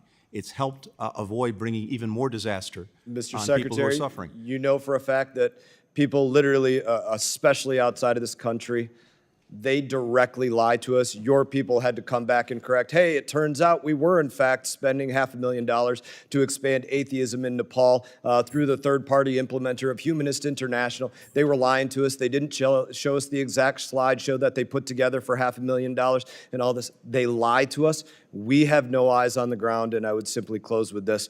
We do not even have an embassy there. We have no business putting $1 into that place. Well, I yield back. And I respectfully disagree. I think that the work that we have done through these partners and many other countries have done has saved many, many lives in an incredibly difficult situation. Gentleman's And time of the has money that expired. has Chair been now provided, recognizes Mr. Castro. Thank you, Chairman. Secretary Blinken, welcome, and thank you for being here today, and thank you so much for your testimony and for your years of service as Secretary of State to our country. And speaking of refugees, before I get to the question, I want to note that my city of San Antonio, my hometown, and the place I represent, is home to a growing and vibrant community of Afghan Americans, many of whom are from the Khost province and fled Afghanistan following the Taliban takeover of the country. I appreciate the work the State Department and other government agencies and nonprofits have done to help them adapt to their new lives in the United States. I wanted to ask you a question about the 2001 AUMF. Secretary Blinken, one of the legacies of the Afghan war is the 2001 authorization for the use of military force, which authorizes military force against al-Qaeda. This law continues to be enforced 23 years after it was first enacted and has been used by this administration for military action across the world. In a sense, the war that began on 9/11 will not end as long as this authority continues to be in use, and our nation remains at war across the world with little transparency for the American people. While much of this is reported to the Congress, too much remains classified and unavailable to the American people. The Obama administration, in which you served, released in its final days a comprehensive legal and policy framework on the use of military force. Will the Biden administration do the same and release a report so the American people know where we are still at war? I appreciate what you're saying and the point that you're making. I can't speak to what we will do in the remaining weeks of this administration on something like that. Do you think that it's a good idea in the same way that the Obama administration? I think we should, in any event, as we've been very open to doing, revisit various authorizations and authorities to make sure that they are right for the moment we're in, not the moment we were in 20 years ago. I want to speak also to a very important issue. It was mentioned that you're headed to the Middle East perhaps right after this committee meeting, and that is the war in Israel and Gaza. And I think you know, I've said it both publicly and privately, I have great respect, obviously, for our president, for your service, for the work that others like Bill Burns have done in trying to reach a ceasefire agreement. At the same time, this will be one of the defining foreign policy legacies of this time. And I'm profoundly disappointed in how it's been handled. All of us on this dais have supported Iron Dome to protect the Israeli people over the years. We've supported the money in the Memorandum of Understanding that goes for 10 years. We have condemned, in the harshest terms, October 7th. We have sanctioned Hamas and other terrorist groups and warned anybody about associating with them around the world. And at the same time, what we've seen by the Israeli government, led by Benjamin Netanyahu, has been inhumane. In fact, it's amounted to war crimes. When an army targets civilians in refugee camps, in hospitals, in schools, in churches, in religious institutions, and does it repeatedly over and over again, those are war crimes. And the people of Israel, many people in Israel, have said so. Former ministers in the Israeli government have said so. And I wish that this had turned out differently. I wish y'all had been successful in getting the ceasefire. But when you weren't, I wish that we had used more leverage with the far-right Netanyahu government, the same way that Ronald Reagan did years ago. The leverage of withholding offensive weapons to get them to change what they're doing, because what they're doing has been inhumane, and the world has seen it. We live in a different world now. This is no longer the world of the Vietnam War, certainly not World War II, not even the world of the Gulf War in the early 1990s. The world is much more transparent now. People can, all of us are essentially social demographers and documentarians who can record the world around it and then send that out to everybody else around the world. And that's why the world has become more transparent. And people can see the inhumanity on both sides. But again, we have taken action to go after Hamas, to label them as terrorists, to sanction them, to do what we can to stop them. We have not done enough to stop Benjamin Netanyahu and what he's doing to the Palestinians. And my question is whether you believe we should have done anything differently. And I see I'm about to be out of time. I'm happy to take that up. I'm happy to respond if you want to give me more time. But Chairman, can I get a few seconds on a response? Yes. For us, for me, there'll be a lot of time to look back and ask ourselves whether we could and should have done things differently. From day one, we've sought to accomplish several things. One, to make sure to the best of our ability that we helped Israel ensure that October 7th would never happen again. Two, to try to prevent a wider war from taking place that would result in more death, more suffering, and likely prolong the war in Gaza, including a potential war with Lebanon and Hezbollah, with Iran, with Iranian-aligned militia groups, and with others. And we have actually successfully done that. Third, to do our best to make sure that civilians caught in a crossfire of Hamas's initiation, who didn't start this and can do nothing to stop it, are protected. And we've worked every single day to do that. I've also been to the region 12 times since October 7th. I'm heading back in an hour or two to continue the efforts to get a ceasefire and hostage agreement, to get the hostages home, to get the guns to stop firing, to put Gaza on a better path, and meanwhile, to try to make sure that people have the assistance they so desperately need. Gentleman's time has expired, and we wish you well. Is with us every single day. Chair now recognizes Mr. Burchett. Thank you, Mr. Chairman. I'll miss your leadership. Appreciate your friendship, brother. Mr. Secretary, 13 brave Americans lost their lives. One of them, his people live in my area, and I live on the street named after him, Staff Sergeant Ryan Canals. And I remind folks that 13 brave Americans lost their lives, and there's a lot of moms and dads that lost their kids because of this. And the blood is on your all's hands, and that needs to be acknowledged. But, Mr. Secretary, in your opening remarks, you stated that al-Qaeda is not regrouped in Afghanistan. A friend of mine who just returned from there wants you to know that al-Qaeda, in fact, has thousands of fighters in Afghanistan and 8 new bases there. One of those bases is in the Panjshir Valley, which is the home to Afghan resistance. In July of 2024, a call was issued to foreign fighters around the world to migrate to Afghanistan and join the ranks of the jihad. This was widely covered by the media, and in fact, there is video evidence of al-Qaeda fighting alongside the Taliban.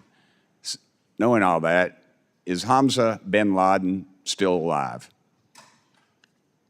I couldn't tell you definitively. Well, he was, if people don't know, he's the leader of al-Qaeda, and his father, Osama bin Laden, was killed. Hamza was thought to be dead sometime in 2019, but new reports suggest that he is alive and still charged of al-Qaeda. What is the relationship between Taliban, al-Qaeda, and ISIS? When it comes to ISIS, which is the group that is of greatest concern in Afghanistan, the relationship between the Taliban and ISIS is deeply adversarial. The Taliban sees ISIS as its #1 enemy, and it has the will, but not necessarily the capacity, to deal effectively with it. Al-Qaeda is a different story. This is obviously a group that the Taliban in the past has collaborated with, given shelter to, and otherwise acquiesced to. Okay, what has the State Department done briefly to unify the Afghan resistance groups who want to drive out the Taliban? There is not much of a resistance active in trying to do that. All right. Well, my friend Legend, an Afghan-American and former U.S. Army non-commissioned officers, traveled to Afghanistan after the collapse and reports that the Taliban has been benefiting from U.S. cash shipments sent to the Afghan Central Bank. This is American funds. And that sanctioned terrorists are diverting U.S. aid meant for the Afghan people. Why are we giving the Taliban millions in taxpayers' dollars while they hold Americans hostage and are killing the Afghan people? And in my opinion, sir, they will hate us for free. We don't need to be giving them money. We're not giving the Taliban anything. As I discussed with Congressman Mast, we are providing money, as many other countries are, to UN agencies, NGOs, to help the Afghan people. And these agencies are funding the Taliban. Reports are saying between 40 and 80 million U.S. tax dollars are given to the Taliban every dadgum week. I mean, is that acceptable? According to the report that I read and that the Congressman referred to, the CIGAR's report, of the approximately $8 billion that the international community, including the United States, has dedicated to Afghanistan, about $10 million of that is 0.1%, has no doubt gotten to the Taliban in terms I don't care if it's a fees, dadgum utilities. penny. I don't care if it's a penny. I mean, for you to sit up here and admit that our enemies, I mean, these people swear to hate Christians and Jews, and that takes care of about everybody in this dadgum room. And we're sending them, I don't care if it's 1%, and you can, but let me tell you, $10 million is a hell of a lot of money to the people I represent, sir, and it needs to be something that you all, let me get on my questions, I'm running out. I've invited President Salih and Commander Massoud of the Afghan resistance of the U.S. to meet with myself and colleagues. Will the State Department work to facilitate their entry into the country to meet with Congress? I'll be happy to follow up with your office on that. All right. Just for the record, this State Department has funded our enemies, and they've turned a blind eye to our open southern border. U.S. Border Patrol has caught known terrorists sneaking into our country, likely using our tax dollars to do so, and this disastrous withdrawal from Afghanistan was not a solution. It was the beginning of a much bigger problem waiting to happen. Let me ask you one more question. The committee asked, Mr. Secretary, according to Ambassador Kazalad, I'm not sure how you say that, do you believe the Taliban violated the Doha agreement, and you purportedly advised President Biden during the interagency review to endorse the agreement conditions and not withdraw until the Taliban complied? The Taliban was in violation of the Doha agreement in a number of ways. It was in violation when the previous administration drew down forces repeatedly. It was in violation during the time that we were in office before the evacuation. But why did you advise conditionally? When it comes to the agreement, what we tried to do was to get them to abide by the conditions, notably to engage in a negotiation with the Afghan government to produce a new government that would bring everyone together. They didn't do that. But because we had the deadline and because we had the prospect of the Taliban resuming attacks on U.S. forces, which would have required us to put tens of thousands of Americans back into Afghanistan, we followed through with pulling them out. Thank you. Mr. Chairman, it's clear to me that this group is clearly out of their league, and the new administration couldn't get here fast enough. Thank you, Mr. Chairman. Gentleman yields. Chair recognizes Ms. Titus. Thank you, Mr. Chairman. Thank you, Mr. Secretary. Just bring things back a little bit to the realm of reality. Throughout this do-nothing Congress, which has been led by the Republicans, we've seen time and time again the majority's lack of interest in actually solving problems. On this committee, the Republicans have blown a lot of smoke about the process. They've tried to hold you in contempt, and they've ignored our kind of foreign policy making responsibilities by just not paying any attention to democratic backsliding in Georgia, what's just happened with the toppling of Assad in Syria, just to do nothing but yammer about who's qualified and who's not to make these kind of decisions. You know, Democrats, on the other hand, have been focused on real solutions. We took the after action report and introduced legislation codifying some of these recommendations in an effort to support the State Department's crisis response, to protect our Afghan allies, which they claim they want to do, and to position our national security apparatus to address the landscape of this kind of new Afghanistan situation. Many of those proposals, in fact, made it into the NDAA that just came out over the weekend. I was glad to see some of those proposals in the State Department's appropriation or authorization, and one of those that I was especially pleased with was my CARE Authorization Act. That this would codify the coordinator for Afghan relocation efforts at the State Department for the next 3 years. I wonder, Mr. Secretary, if you could talk about the importance of the CARE program, this measure to codify it, and how it can impact the work that you're doing in the new landscape. Well, thank you very much, and I deeply appreciate the support that you've shown and other members have shown for these efforts. We have an obligation that I believe is a strong bipartisan obligation and sense of responsibility to the many Afghans who stood beside us for 20 years in Afghanistan. And we've worked very hard, as I said, to revitalize the SIV, the Special Immigrant Visa Program. We brought in more people, more visas in the last 3 years, almost as many as in the entirety of the program going back to 2009. But part of that, of course, as well as refugees who come in under other parts of the law, needs a tremendous amount of support when it comes to relocating them, resettling them here in the United States.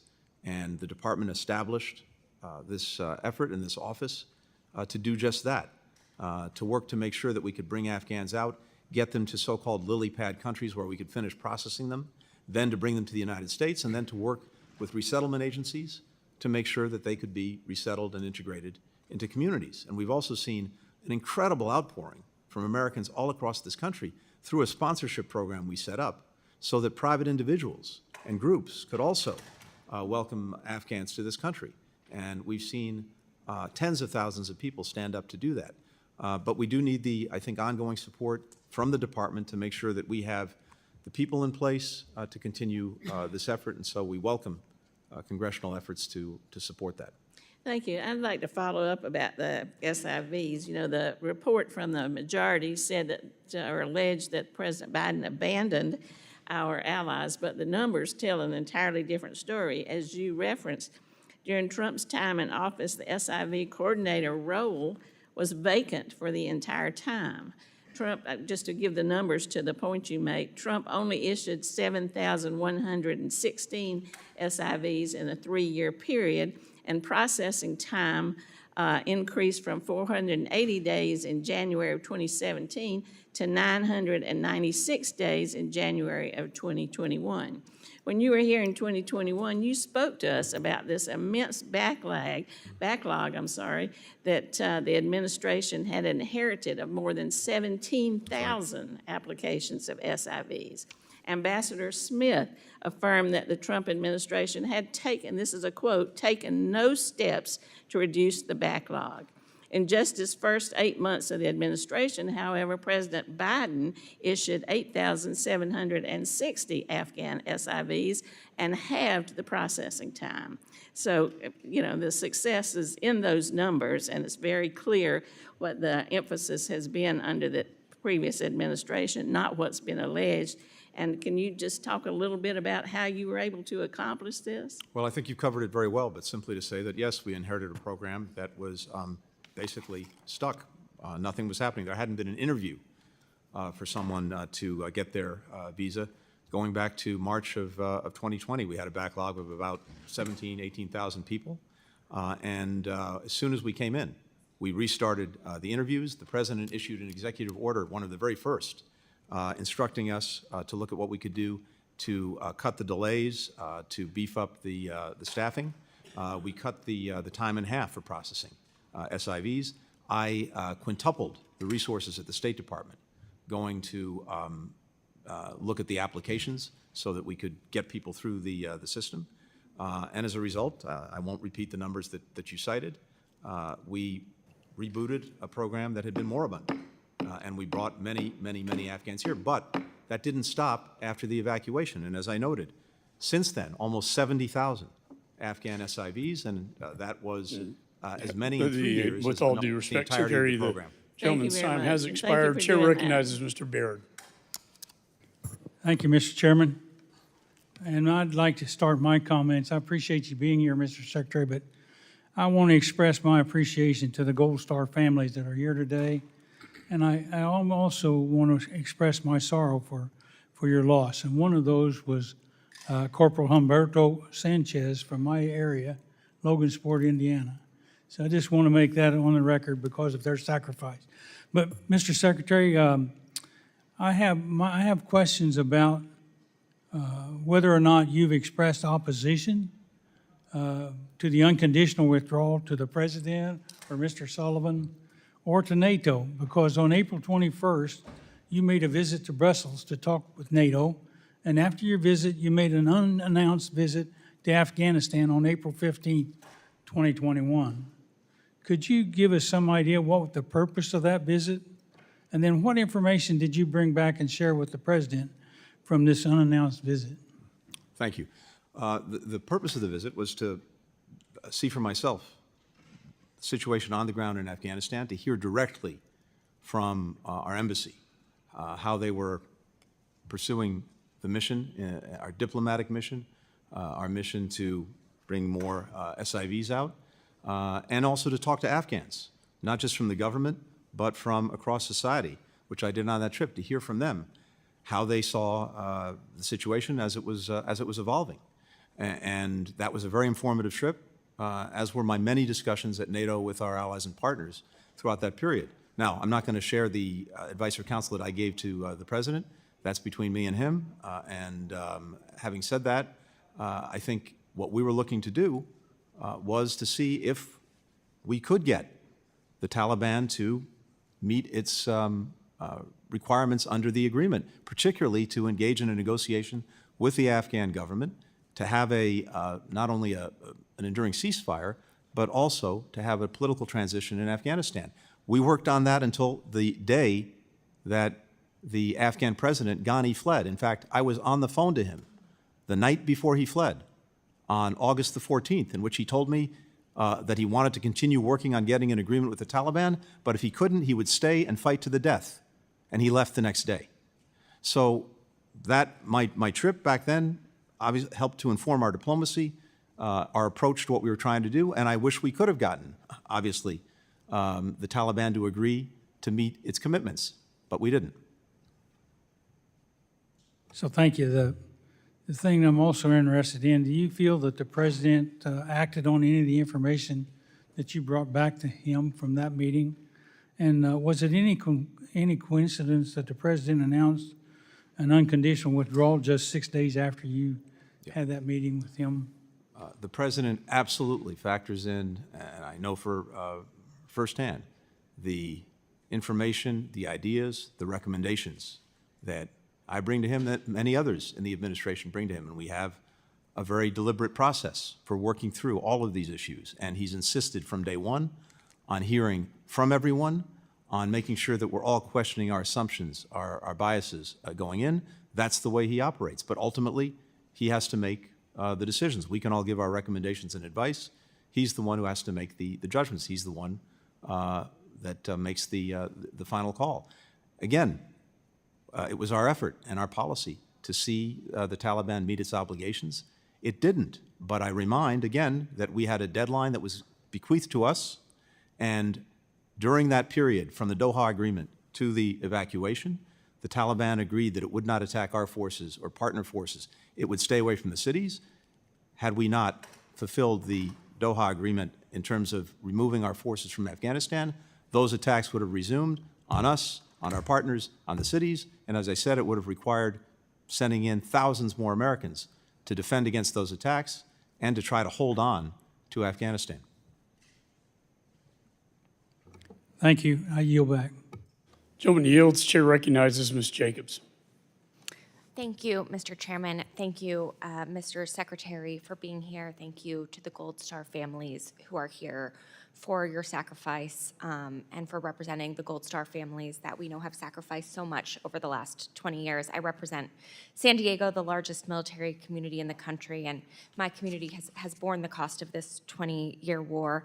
And so, Secretary Blinken, rather than repeatedly revisiting the events of 3 years ago, I'd really like to look ahead and consider what we actually learned from America's two-decade, $2.3 trillion investment in Afghanistan, an investment which was intended to foster democratic growth, democratic governance, and state capacity, but which ultimately fell short, as evidenced by the fact that the government instantly collapsed after our departure and is long-standingly ranked as one of the most corrupt states in the world.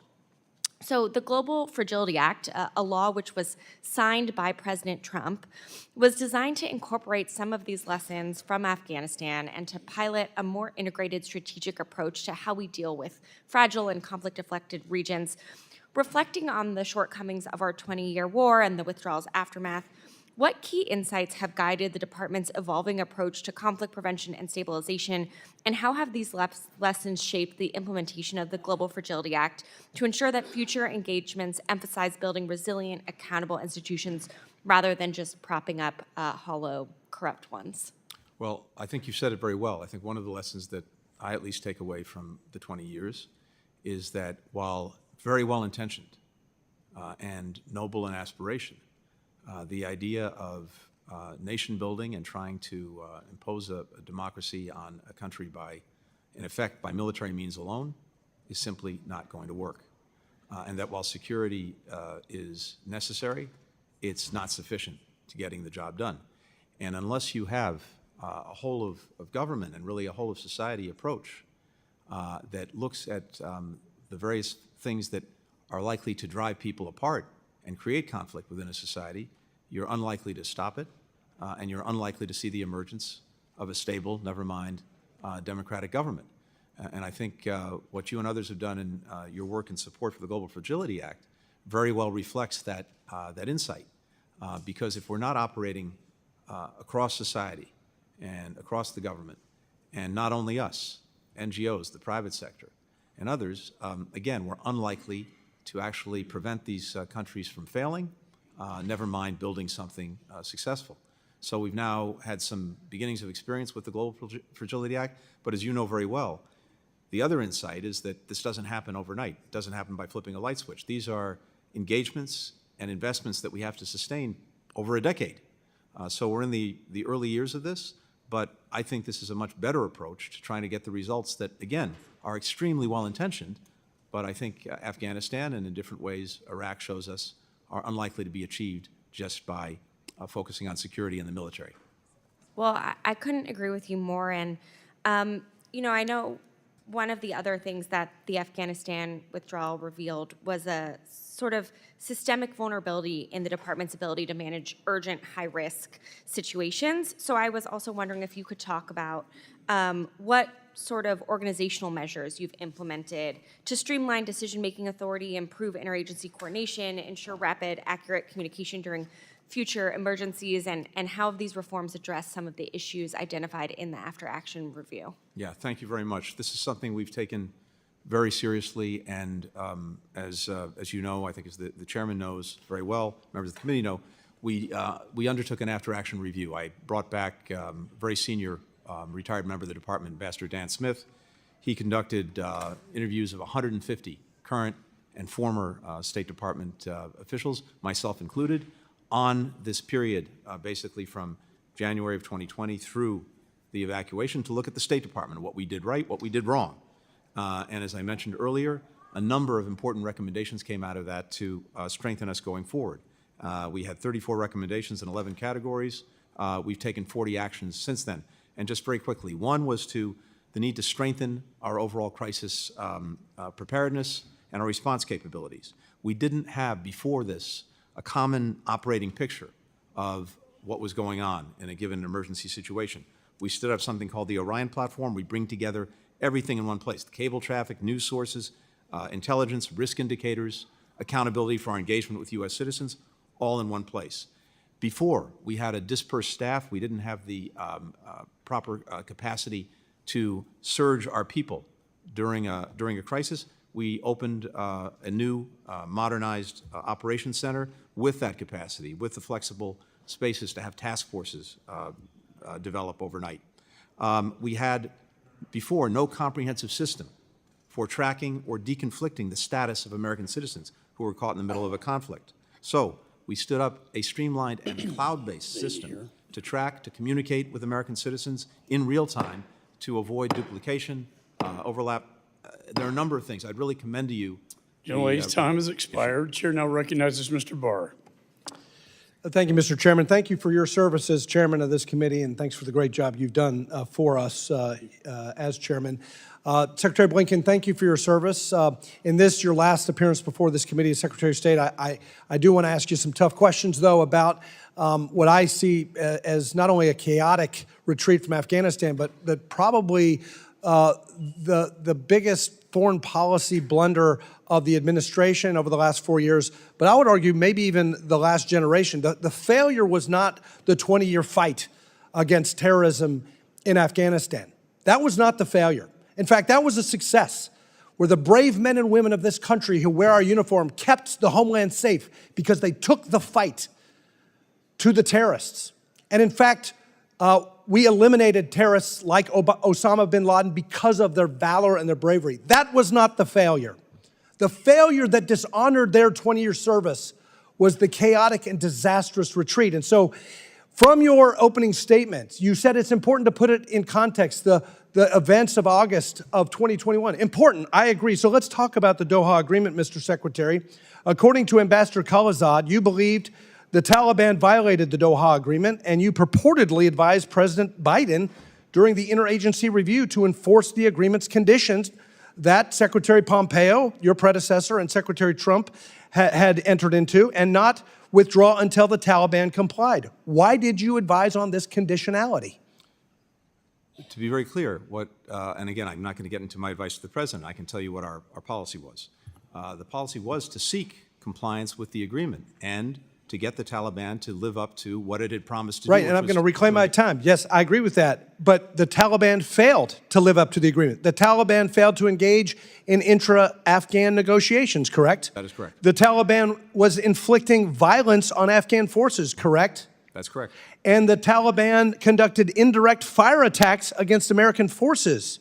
Is that correct? Prior to the evacuation, that may have been incidental, but everything else you said is certainly correct. Well, I don't think President Biden listened to you. And I don't think he was implementing the Doha Agreement. It was not that he was bound by the Doha Agreement. He disregarded the Doha Agreement, and he said, we're going to retreat regardless of the Doha Agreement, and that's what happened here. Let me talk about NATO because— Again, just to be clear, the Doha Agreement said we would be out by May 31st, 2021. Yes, that's what we based on inherited. conditions, Mr. Secretary, and you know that. In fact, you acknowledged that the Taliban was failing to live up to the conditions. And so Doha did not bind your administration to retreat the way you did. Certainly not the way you did. Certainly not the way you did. Now, Mr. Secretary, I want to talk about NATO because you all talk about and tout this great strengthened NATO alliance. I was just in Europe in October. I agree NATO's strong, but it's not because of your retreat from Afghanistan. It's because of Vladimir Putin invading Ukraine that required NATO to get stronger, despite the invitation to aggression that the retreat from Afghanistan gave to Putin. Let me ask you about NATO and how NATO felt about the policy of this administration back in 2021. According to the State Department documents that we subpoenaed, our NATO allies wanted the Biden-Harris administration to enforce the conditions of the Doha Agreement. You met with former NATO Secretary General Stoltenberg in March of 2021 at the NATO ministerial meeting, correct? That's correct. Yes, and according to State Department documents, Mr. Stoltenberg opposed an unconditional withdrawal, and you in response stated, quote, I share your view that it would be preferable to reach a political settlement before foreign troops depart. We've also learned that you were jolted by how strongly NATO officials argued against a complete withdrawal. Did you share NATO's concerns with the White House? I shared everything I heard from NATO allies and partners, with the White House, with my colleagues, with the President. That's my job. General Miller testified that NATO leaders were, quote, unhappy, unquote, with the President's unconditional withdrawal, and they, quote, voiced that unhappiness in different publications. Then, your number two, Mr. Cholette, lied to this committee stating NATO itself didn't take a position. We're told by public sources that NATO Secretary General Stoltenberg was, quote, livid, informing Secretary Austin and yourself that he, quote, strongly disagreed with the decision and felt that NATO's collective position hadn't been taken into account, unquote. I'll let Mr. Stoltenberg speak for himself. So Someone I have here's great the bottom respect line. for, but that's NATO's not the... stronger today, but not because of you all. NATO is stronger because your weakness invited Putin to move against Ukraine. You signaled you weren't going to stand with our NATO allies. You didn't care. President Biden didn't care about our NATO allies and what they thought about a retreat from Afghanistan. Instead, what it did is it signaled weakness, and Putin took advantage of it. The reason NATO is stronger today is because of the invasion. It's not because of U.S. policy. No, that's incorrect. The reason NATO is stronger today is because of President Biden's leadership. This alliance is bigger, it's better resourced, it's got more members because of his leadership. And if you ask any NATO ally, that's exactly Gentleman's what time they'll has tell you. expired. Chair now recognizes Ms. Manning. Also, I'd like to ask unanimous consent that the gentleman from Wisconsin, Mr. Van Orden, be allowed to sit on the dais and participate in today's hearing without objection. So ordered, Ms. Manning. And we will certainly miss you, and thank you for your service. Thank you very much. Thank you, Chairman McCall. Thank you, Ranking Member Meeks. Thank you, Secretary Blinken, for your service and for your answer to that last question. I want to express my appreciation for the Gold Star families in the room today. I have a Gold Star mother on my staff, and I do understand the terrible sacrifices those families make. I must say I am disappointed that we are having yet another hearing on the now 3-year-old withdrawal from Afghanistan. It seems to me that the fall of the Assad regime in Syria and what happens next, including the potential resurgence of ISIS or other terrorist groups, has major consequences for our security and the future of the region, and it would be a much better use of our time to talk about that topic today. So, Mr. Chairman, I would respectfully suggest that the committee hold a hearing and a classified briefing on this critical situation, the situation in Syria, next week. Thank you very much. Running out. I look forward to that meeting before I'm no longer on this committee. Mr. Secretary, in your view, what are our core interests that are at stake in Syria? A number of them. First and foremost, of course, is protecting our forces that are there, that remain there. Second is making sure to the best of our ability that ISIS does not reconstitute. Through the Obama administration, then the Trump administration, we were successful in eliminating the territorial caliphate that ISIS had developed in Syria. We don't want to see that revive. And in particular, there are thousands of foreign terrorist fighters who are detained in a detention center that is being policed by our Kurdish partners in Syria. We want to make sure that that's preserved. Third, there may be, and I very much hope there is, an opportunity to move Syria away from the disaster of recent decades toward a country that is unified, that reflects all of the different communities that make up Syria, and so that we get a political transition that's inclusive and that brings everyone together.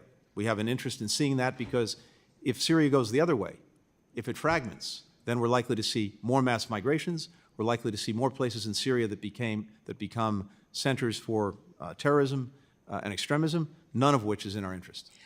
Mr. Secretary, the President-elect has suggested that we have no interest in Syria, that he doesn't want to get involved there when he takes over. What impact would that have if the United States were simply to step aside and wash our hands of what's going on in Syria? Well, again, as I just said, in fact, there was, I think, a very important success through the Obama administration that was completed by the first Trump administration in eliminating this territorial caliphate that ISIS had established in Syria. That was a job very well done over 2 administrations, and I believe that the incoming administration will have an interest in preserving the gains that it helped achieve. To what do you attribute the resurgence of the rebels in Syria and the fall of the Assad regime?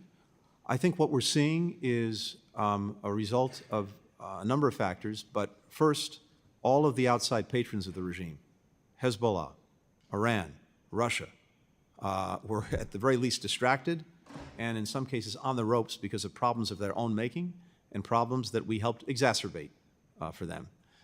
Second, Assad's utter refusal to engage in any kind of political process to try to bring the country together, despite everything he'd inflicted on the country, I think that sowed the seeds of his downfall.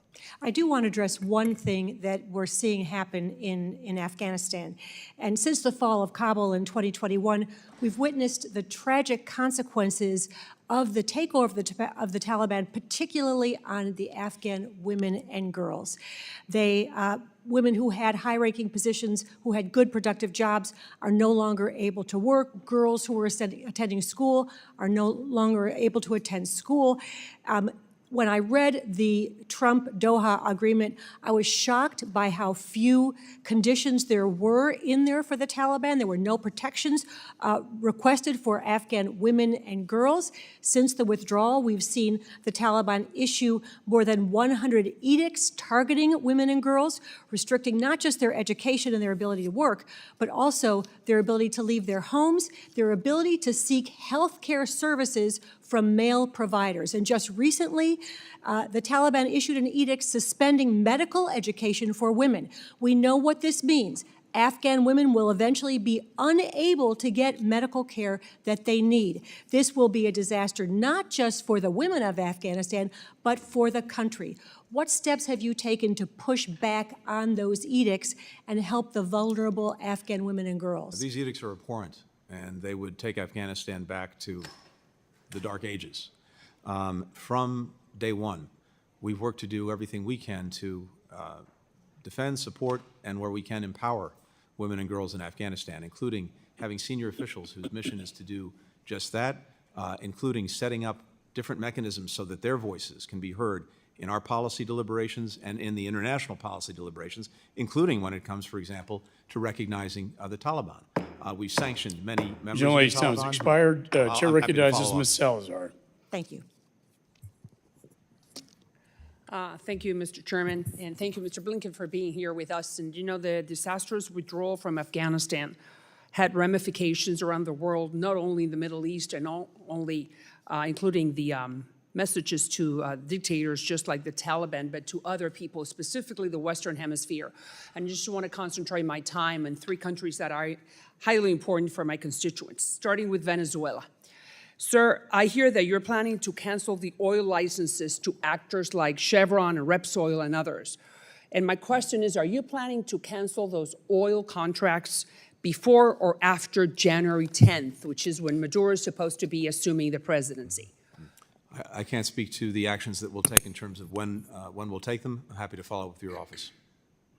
You know, you can take this opportunity to announce, sir, that we are not going to be doing business with the dictators anymore. And then the whole world is looking at you. So why don't you send the right message to Maduro and saying, if you steal the elections, you're not going to make any money off Well, us? I think we've been sending very clearly the message about how we see the election, how we see the abuse of the system by Maduro, the work that we've done to support Mr. Gonzalez and I know, others sir, going but forward. the problem is that if the Maduro regime has money from Chevron, that goes to PDVSA, goes to the treasury, and then they have more money for the repressive apparatus. You know that. And as you know, the opposition supported all the efforts that we took to see if we could get an election that would reflect the will of the people. We got an election. We saw the will of the people. Unfortunately, it's not been And they recognized. stole it, and now he's Right, going and so to be now- sworn in on January the 10th. And But you can send the message to Chevron saying no more oil for now. we will take the necessary steps to make clear. But I hear that you are thinking about doing that. Is that correct? Again, everything is on the table right now, including in terms of the licenses. Good. Now let's go to Colombia, sir. President Petro from Colombia has asked President Biden to pardon a guy, but most people here won't know who he is. His name is Simon Trinidad. He's a terrorist. He is serving 60 years in prison, at a federal prison, for kidnapping 3 American contractors. What was your recommendation to the president? To pardon Simon Trinidad? I'm not aware of that request, but I'm happy to follow up. I'm not aware. You're of that. not aware? I'm not aware of that request. But you know, if that request should go through the State Department, that's you. Imagine it would. So you have not heard about that. But I'm if not that aware. were to be the case within the next hours, what recommendation would you give the president? I'd have to make sure that I'm fully informed. Well, he's a terrorist. Again, I want to see, if there is something, I want to see it, understand it, and read it. But certainly his record speaks for itself. But you understand that if you were to pardon Simon Trinidad, you will make every single Colombian living in the United States a Republican, right? And we don't want to do that. I mean, we're happy about that, but that's not the honorable thing to do. So make sure that President Biden doesn't make a mistake. Just it's humble opinion. Let's go to Cuba. Is Cuba under review to be removed from the list of countries sponsors of terrorism? Is it under review, sir? I don't anticipate any changes in our policy toward Cuba during the pendency of this administration. All right, I'm happy you're saying that. Laudable to hear that, but specifically, is it under review right now? Because if you're going to remove a country from a list of terrorists, of this country's sponsors of terrorism, you need to start a review. And my question is it yes or no? Is Cuba under review? Under the law, depending on the different authorities of this kind, some mandate a regular review, others don't. All I can tell you right now, sitting here today, is I don't anticipate any changes in our policy. So you are telling me that between now and January 20th, the President of the United States is not planning to remove those bastards, the Cuban regime, off the list of countries that sponsor terrorism? As I said, I don't anticipate any changes. You don't anticipate. Right. So how can I interpret anticipate? Can you commit right now that that's not going to happen? You know why? Because all I'm doing is trying to prevent, to give money to the repressive apparatus that has been taking everything away from the Cubans. You're aware of that, right? So I just need to make sure that you understand the message from my community. Do not do that. Don't give them the oxygen that they want to continue greasing the repressive apparatus. Tell me. You have 20 seconds. I can't. I do not make decisions for the Sure you president. do. Come on. Sure you do. You're not the make State decisions for the president. Department. The You president makes give the decisions. All I can recommendation tell whether you to take them is- or not. Tell me. I'm All I sorry. can tell you is I Tell don't me. anticipate any changes in our policy toward Cuba between now and the end of this administration.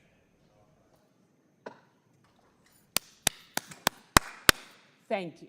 I'm going to take your word as your bond. Let's keep it that way. I appreciate it, sir. Thank you. Thank you very much, Mr. Chairman. Secretary Blinken, I'd like to focus my questions on a topic of great importance to my home state of Arizona, the U.S.-Mexico relationship. I believe we're at a make or break moment for the region. Our two countries face significant shared challenges, and there remains a lot of work to do to address migration, securing our borders against illicit drugs trafficked north and arms trafficked south, and to fight pervasive organized crime. But the U.S.-Mexico relationship is more than just migration and security. Our economies are fundamentally intertwined. Mexico recently surpassed China to become U.S. largest trading partner, supporting hundreds of thousands of jobs in my home state of Arizona. And I am particularly excited about the vast economic potential of nearshoring, moving supply chains closer to the United States market as hundreds of businesses, including semiconductor supply chain enterprises critical to our national security, move from Asia back to America or to North America or even Latin America. Meanwhile, the upcoming World Cup gives us an opportunity to forge a durable security relationship to address international threats. There's a choice in front of us now. Do we choose to forge a strategic path forward together, rooted in mutual respect and cooperation, or do we each go it alone? The Mexican government recently passed a series of sweeping constitutional reforms that will harm the U.S.-Mexico relationship, overhauling its independent judiciary, eliminating independent regulatory agencies, and closing access to its energy markets. These changes could undermine Mexico's obligation under the USMCA, and I have heard from business leaders in Arizona and around the country who are anxious that these reforms will hurt investor confidence and their ability to do business in Mexico. Secretary Blinken, how do you see these constitutional changes impacting our economic relationship with Mexico? Well, first, you're exactly right about the importance of that economic relationship. It's vital to this country, it's vital to Mexico, and our citizens benefit from it every single day. Second, the Mexicans, of course, have the sovereign right to make their own laws, amend their own constitution. That's not for us to say. As their friend and partner, and as countries that are bound together by the USMCA, though we do have opinions on some of the steps that they're taking, and we have raised concerns about certain aspects of the constitutional reform, the judicial reform in particular. And we've shared those very clearly and very directly with the Mexican government, both with former President López Obrador and with President Sheinbaum. But the Mexicans will make their own decisions about this.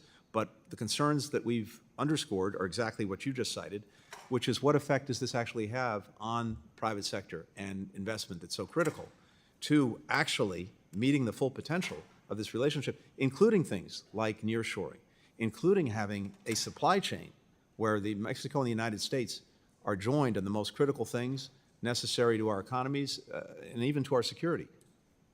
And I want to commend Ambassador Ken Salazar for speaking with such clarity on this most important issue. There were a recent discussion about sweeping 25% tariffs on all imports from Mexico and Canada by the President-elect, Secretary Blinken.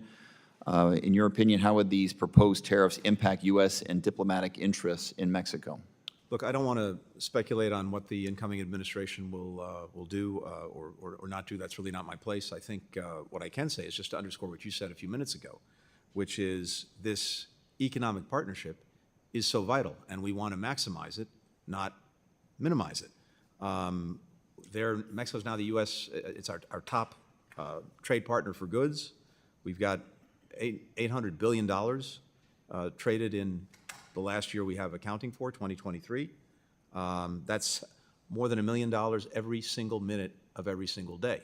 So I think we just want to make sure, whatever we do and whatever the incoming administration does, how do we strengthen that? How do we build on that? Because it's good for both of our countries. I mentioned the upcoming World Cup as a unique opportunity, North American World Cup, for U.S., Mexico, Canada to work together to build obviously an incredibly important security partnership to make sure the World Cup is as safe as possible, but then make that a durable security partnership and relationship. How should the United States government work with the Sheinbaum administration on a security partnership to counter the drug cartel's violent crime? Well, we've been working incredibly closely together over the last almost 4 years now on exactly that, and I think that work's continuing with the new Sheinbaum administration. You saw one of the results just the other day. The Mexicans seized, with our help, 20 million fentanyl pills. Each one could have killed an American citizen. They've seized more fentanyl at the border over the last 2 years than in the previous 5 combined. Gentleman's time has expired. The chair recognizes Ms. Kim. The work that we're doing together. Thank you. Thank you, Secretary. Good luck. Thank you, Chairman McCall and Ranking Member, for holding today's hearing.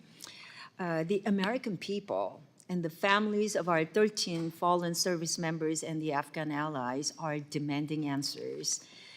Secretary Blinken, your appearance before our committee today is long overdue as we seek to understand the role that you played in the Biden-Harris administration's failed and disastrous Afghanistan withdrawal in August 2021. And in your previous conversation with my colleagues before me, you claimed that you have done everything you can to support Afghan women and girls, yet you excluded them and Afghan civil society from Taliban talks with the UN in Doha. So why do you continue to deprioritize Afghan women and girls? Sorry. Just the contrary. We've done everything we can to integrate them, their voices, their views, into everything we do, including any engagements that we've had with the Taliban, including in the engagements that we have with partners around the world, particularly when it comes to decisions being made about recognizing or otherwise engaging with the Taliban. So it's exactly the opposite. We've made every effort to engage women and girls. We're continuing to hear from those families, and also this committee has heard gravely concerning stories of what it was like trying to get through HKIA as an evacuee. Your own personnel testified that there was little to no guidance from you on who qualified to be evacuated from Afghanistan. So based on documents we received and witnesses we interviewed, at no point did you identify who the U.S. would be responsible for getting out during the non-combat evacuation operations. So did you ever determine which populations were eligible to be evacuated? Yes, absolutely, and that was very clear. There were Who are they then? very discrete populations. American citizens, legal permanent residents, and Afghan allies and partners, particularly those who had stood with us. How did your But department what happened determine is which populations were eligible for evacuation? Who was responsible for making those decisions? these are determinations that are made by the administration, by the State Department, and when it comes to Afghans at risk, there were many Afghans at risk that we were seeking to get out, and because this was such a dynamic situation with conditions changing by the hour, at different moments during the evacuation, we had greater access to certain parts of that population than others. So we focused Secretary, where we could. what documents did those evacuees have to provide to prove their eligibility? Are you aware of a hall pass that your department provided instead of legal document identification documentation? We sought to do everything possible to get them the documents or identification that they needed in order, as necessary, to get through the Taliban, which had control of the area around the airport, and of course, documentation is necessary for our own people. That hall pass that we're talking about were reprinted in droves. That was then sold to people outside of HKIA. So did you direct them to replace legal identification documents with a forgeable Word document? No, we provided, as best we could, legal and enforceable documents. Because apparently they were shared. I have not seen that, but I'm happy to look at whatever information you have about that. Okay. You know, during the evacuation, over 80 Afghans who risked their lives to work with the United States government contacted my office for assistance. So when you include their families, that's more than 526 Afghans who claim they faced a direct or personalized threat. But despite the referral to SIV program, my office is only aware of only like 80 applicants who are able to complete the requirements and file. And of those 3, none have been approved and are still awaiting processing. Hearing from those Afghans, the SIV verification process has been difficult and tedious. And according to your deputy, one of the biggest obstacles to the verification process came from SIV applicants who have been employed by the DoD contractors, and that was well documented. Yet, you did not ask the DoD for support until the end of July 2021. So why'd you wait until just weeks before the Afghanistan withdrawal to fix that obvious issue? No. These were long-standing issues and problems with the SIV program going back many years, and as I said earlier, we inherited a program that was totally moribund. There hadn't been a single interview for an SIV going back to March of 2020 when we came to office. We immediately reinstituted the interviews. I immediately surged resources to go through the SIV applications. We cut the time in half to process the applications. We went from issuing 100 visas a week on SIVs to 1,000 a week. All of that happened in the space of just 5 or 6 months because of our dedication to the program. But we inherited a program not only moribund, but that had 14 different steps required by Congress to make sure that the SIV was issued in the appropriate way. And of course, security, usually important. We want to make sure that we're not bringing threats into the country. That's important. Being able to document effectively, yes, that they had been working with us. And the challenge, as you rightly point out, was that because it was with DoD, it was contractors, many of whom were out of business. I agree this is a very important issue that we'd like to on that. follow up with you, Mr. Secretary. Chair recognizes Ms. Madeline Dean. Thank you, Mr. Chairman. And Mr. Chairman, I want to echo the words of many others on both sides of the aisle. I feel lucky to have had the chance to serve with you on this committee as you were our chairman. You are our chairman. Look forward to the renaming of this room. I thank Mr. Meeks as well. It's been a pleasure. I do acknowledge the attendance of Gold Star families and other military families and veterans. Thank you for your extraordinary sacrifice and service. And thank you, Secretary Blinken, for being here, for being in front of us and being available to tell us sometimes harsh truths, and also to just reveal the thoughtfulness that your department has taken over the course of these years. So I thank you for that. And it is important to understand what happened with the withdrawal of Afghanistan. It's important to understand what happened before, after, during, after. And my only problem with this report and this set of hearings and the set of questions that you are facing is that sadly this became a partisan investigation and never should have.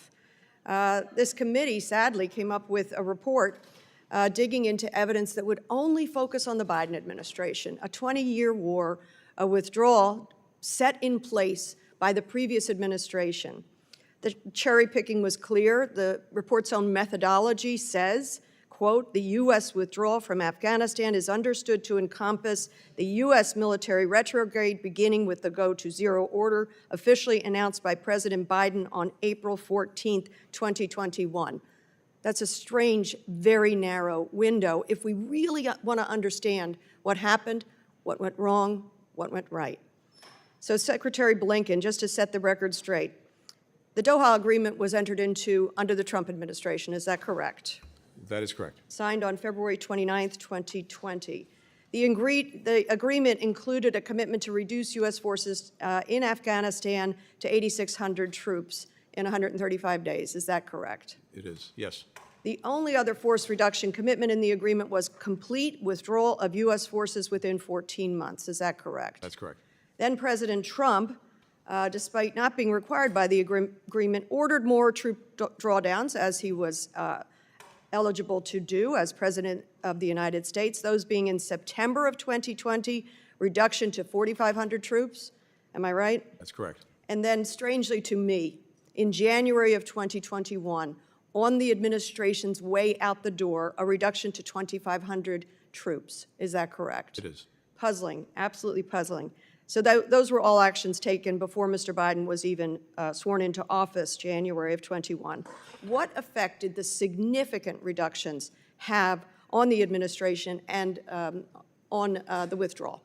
Well, I think the combination of the release of 5,000 Taliban prisoners under the agreement and the reduction in U.S. forces to 2,500 put the Taliban in the strongest position it had been in since 9/11, and the United States in arguably the weakest position we've been in because we had the fewest number of forces on the ground than we'd had since 2001. What a terrible, deadly combination of factors. And also, again, so much good was able to be done under those horrifying circumstances, but nothing can take away the tragedy of Abbey Gate.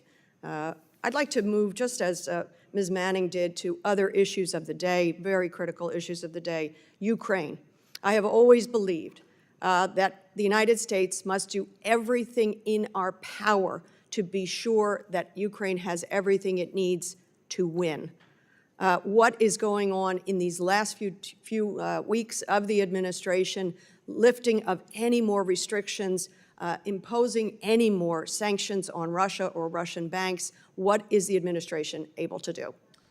We're determined in the time that we have left to make sure that, to the best of our ability, Ukraine has everything it needs to be as successful as possible and continue to push back on the Russian aggression, to make sure that it has what it needs if it chooses, by necessity, to fight through 2025, or if there's to be a negotiation, that it can negotiate from a position of strength. And so that means making sure that it has the weapons, the munitions, et cetera, that it has the resources, the money, and also that it has mobilized forces to deal with the aggression. I appreciate all that. My time is limited. Israel, Gaza, where are we on a ceasefire? It has been 431 days since the horrific Hamas attack, 431 days, hostages still held. Where are we? When will we get them home? We want to get them home now. Yes. As we speak, there are intense efforts underway to see if we can reach, finally, a hostage ceasefire deal. Again, it's ongoing. That's as much as I can say right now. And I hope that humanitarian aid is flowing more fully. I appreciate your letter. Please see our letter to you. Yes. Again, thank you for your service, and I yield back. Thank you. No, he yields back. Chair recognizes Mr. Davidson. Thank you, Chairman. Mr. Secretary, I want to review a couple dates. First, on February 29, 2020, the Trump administration signed the Doha agreement with the Taliban. The agreement promised a conditions-based incremental withdrawal, and the Trump administration delayed that withdrawal precisely because those conditions were not being met. On April 11, 2021, the go-to-zero presence in Afghanistan was given by the Biden administration, and that was given freely by the administration, despite not being in compliance with the Doha agreement. Your own Deputy Assistant Secretary Mark Evans testified before this committee that the decision to go to zero was not contingent upon the Doha agreement. Secretary, one of the dates I really want to focus on is July 8th, 2024. That's the date that the total withdrawal was finalized by the administration, and the date certain. It's shifted from a conditions-based to a date certain. Is that correct? The date certain was there, I believe, starting in April, when the president said we would follow through on the withdrawal that the previous administration had agreed to, except it was extended from May 31st to September. So it was always going to be date certain, not conditions based. Well, that was what the so Doha that's what agreement. look. That's what you said. So when you made that decision, did the State Department block American citizens from departing from the airfield in Mazar-e-Sharif, Afghanistan? Absolutely not. They didn't. Blocked Who American did citizens. then? Who blocked them? I'm not aware of blocking any U.S. citizens. On the contrary, we were doing You everything know possible they were to get blocked. You citizens out. know they were blocked. I'd be happy to look at any information you have on that. I'm not aware of any American citizens who were blocked. And in fact, we were doing everything possible. And by the way, I want to thank you and thank every member who's been involved in this and the work that they did to get Mr. Americans Secretary, your State Department blocked American citizens and Afghan allies from leaving there. I personally worked with your State Department during those days. I have the emails, I have the photographs of American blue passport holding American citizens who were on the airfield awaiting departure that got clearance for safe third countries to depart to, and the order came down from the United States government. Was it the State Department? I'm not aware of any such orders. I'm happy to follow up and look at that. I'm certainly not aware of it. We were doing everything possible. Last to year, get Colonel Americans out. Francis Hong, my classmate, testified before this committee that due to the fiasco in Kabul, many Americans and allies were forced to conduct a dangerous 400-mile journey to Mazar-e-Sharif Air Base, where they were delayed for weeks. Colonel Hong testified, quote, that we spent 3 weeks hiding these nearly 400 people from the Taliban, keeping them alive and fed using funds from American donors. All this while the State Department delayed and frankly blocked American citizens from leaving. Secretary Blinken, I have communications, as I said, that show this happened. And you're saying that didn't happen? Why would we block Americans from That's the leaving problem Afghanistan? I have. I had it at the We time. were Why? Possible to get And them out, here's but the I'm thing, happy- Mr. happy to look at Secretary. the information. As I was working with your State Department while you were Secretary of State and relaying this information, someone said to me, which tail number? Which tail number? You mean there's more than one plane you guys are blocking? Are you freaking kidding me? And then your State Department wanted to deny it, and here today you won't even acknowledge the truth of that. It's disgusting. To try to blame this on Donald Trump when we all know there is no way that anyone forced you guys to do the dumbest thing possible. You don't have to have worn our nation's uniform like I and other people did to know that first you get the civilians out, then the military, not the other way around. This has to be one of the dumbest, most poorly executed paths to depart any country possible. My only hope is that in the 11 embassy evacuations that have happened on your watch, an unprecedented number, you've somehow gotten better at it. It's appalling to see you sit here and say, oh, I express sympathy, and yet have never acknowledged the failures or own the consequences of it. In fact, to this date, the only person that's been fired was a lieutenant colonel in the Marine Corps who spoke out. None of you have been held accountable. None of you even expressed shame or embarrassment. Have you learned anything? Have you learned anything from this? First of all, on the planes, just to come back to it, the Taliban was blocking planes. We worked to clear them. And I'm happy to go over that with you, with your office, and also to see any information you have to make sure that we get to the bottom of what you're saying. But we were certainly not in the business of blocking Americans. We were in the business of getting them out. Well, I appreciate and you continuing did to do create a that. position after that to address the problem. So you clearly had to be aware of it. You created a position to facilitate the coordination after you left them behind. Of I yield. course, we were determined to get every American who wanted to get out, and that didn't Gentleman, stop on August 31st. gentleman yields. We got 500 Americans out Chair between then and the end of the year recognizes because Mr. of that Crow. ongoing commitment. Thank you, Chairman, and thank you, Secretary Blinken, of coming before the committee voluntarily and providing your perspective and helping address the questions of the committee. As you know, I served multiple combat tours in Afghanistan, and like the tens of thousands of Americans that did, we left pieces of our heart behind in that country. And even though the military chapter and the diplomatic chapter are largely closed, although there are still issues that are in America's interest. Those of us who served in combat roles with the Afghans feel a special obligation to make sure that we are protecting those friends and those folks who, in many cases, saved our lives. I mean, there's a lot of Americans, and I know you know this well, Secretary. We've had these conversations, and I know this is a sentiment that you share very deeply as well. I mean, these are people who, at great personal risk to them and their families, took on jobs that helped bring Americans home. And the story of that is not a finished story. So with that in mind, I would love to hear from you. Can you speak to the number of currently eligible SIV Afghans who are in that country? How many do we think are still there? And what are we doing to help get them out? What does the pipeline look like? And what more do we need to do? Thank you very much, and thank you for your enduring commitment to this. So we have right now about 63,000 SIV applicants who are in the so-called pre-chief of mission phase. That is, they've expressed interest, they've started to compile the necessary documentation. We believe, based on experience, that roughly 20% will become fully documented. That's 20% of 63,000. There are 54,000 who are actually at the chief of mission phase right now.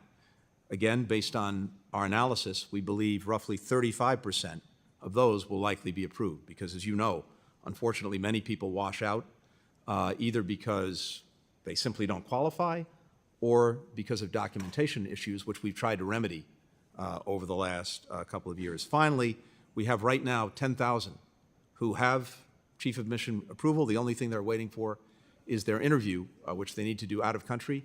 Of those 10,000, about 9,000 are in Afghanistan. We have 6 flights a week now that are going out of Afghanistan to different places. And so we're working expeditiously to move people out, finish the process with an interview, and then get them on to the United States. That's roughly the current population. And I know these averages change, but can you give me a snapshot of a typical month? How many folks are we getting out of Afghanistan? We're working to get roughly 1,000 a week. Okay. And at the current rate, I worked with House leadership to get 12,000 additional visas authorized earlier this year. At the current burn rate, when do we run out of authorization? And I obviously will make a pitch to my colleagues here to join our effort to push for 20,000 additional visas in the next appropriation, which we're advocating. We need that. We will run out of our of the allotment we have. That's the basis for our support for getting another 20,000. When do you think we're going to run out? Let me come back to you with the exact time based on our most recent analysis. Okay. The last piece is the State Department did a pretty extensive and thorough after-action review. There was a classified version of that, a public version of that. I've spent a lot of time reviewing both documents, and as a result of that, I have introduced legislation, the Crisis Act, to help codify some of the changes. Can you just tell us very briefly, what are some of the reforms and changes you made within the department to, ensure that the problems and the shortfalls that we experienced in the withdrawal, we're learning from those lessons and we're ensuring that we're fixing things going forward? Yeah, and very briefly, and much of this is in the report, including the unclassified version. We now have a common operating picture that we didn't have before, where we're fusing all of the information that we need in a crisis, whether it's cables, whether it's open source, whether it's intelligence. We now have what we didn't have before, which is a modern operations center, so that we can surge resources, stand up a task force immediately, bring in the other agencies to do that. We now have what we didn't have before, which is a streamlined cloud-based system to track all of our engagements with American citizens, to make sure we're not duplicating, to make sure that we're in near real-time communication with them. We're working to better utilize our own personnel. We've stood up a 100-person roster of Rapid Response Corps.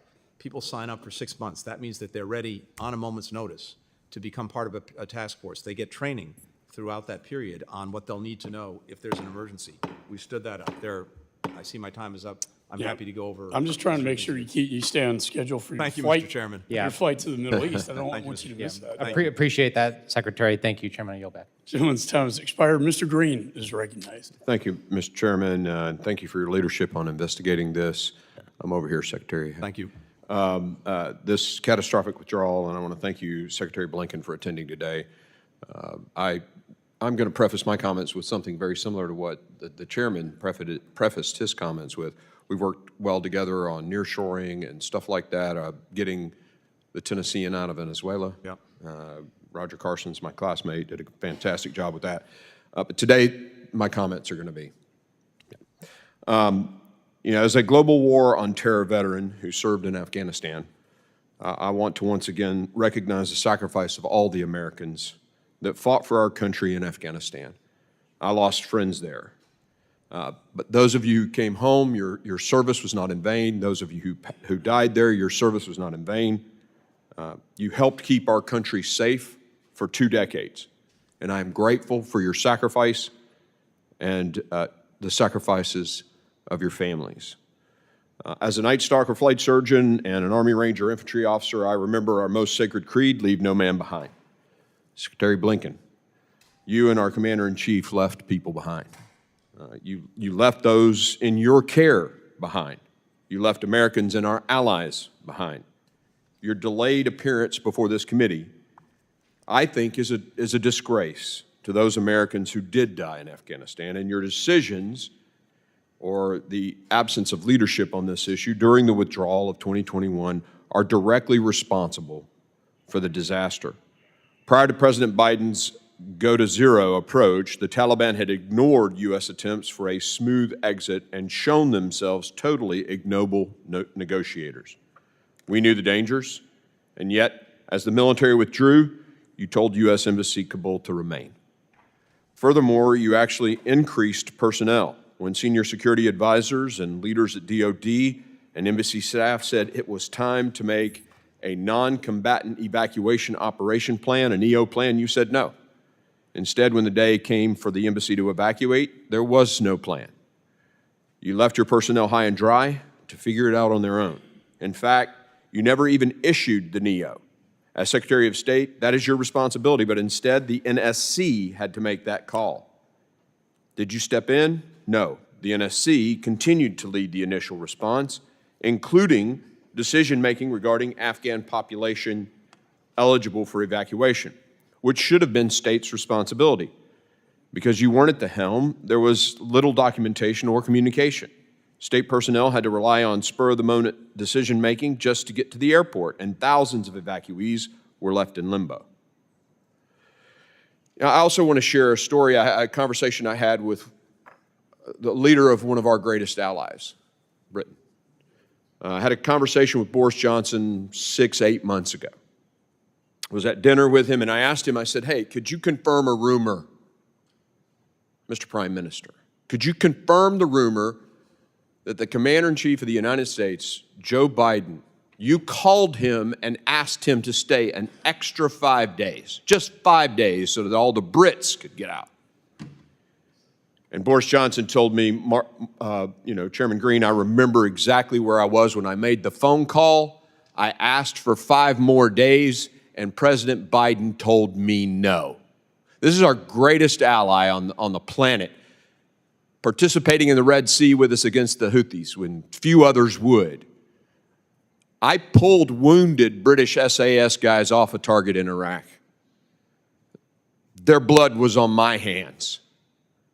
And I'm going to tell you, that relationship is, it's one of our greatest, if not our greatest. And yet we slapped them in the face and said, no, you don't get 5 extra days to get your people out. This according to the Prime Minister of England at the time.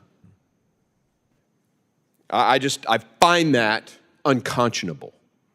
And senior leaders at DOD have come here and testified. Senior leaders at DOD have testified on the HASC and told us, we were telling the State Department 4 or 5 months in this drawdown period, get your stuff together, and they didn't. Why? Mr. Chairman, I hope you give me time to respond, because I dispute virtually everything that was said, with great respect, though, for the member and particularly for his extraordinary service to our country. First, did we leave people behind? No, we got them out, including after the deadline of our evacuation. By the time we got to August 31st, we had, as I said, several hundred Americans who were left, who had identified themselves to us as wanting to leave but could not get to or into the airport. I committed to make sure we got them out, and between the end of the evacuation and the end of the year, we got the 500 remaining Americans out who either then or after August 31st identified themselves as wanting to leave. We made good on that commitment. Telling the embassy to remain open.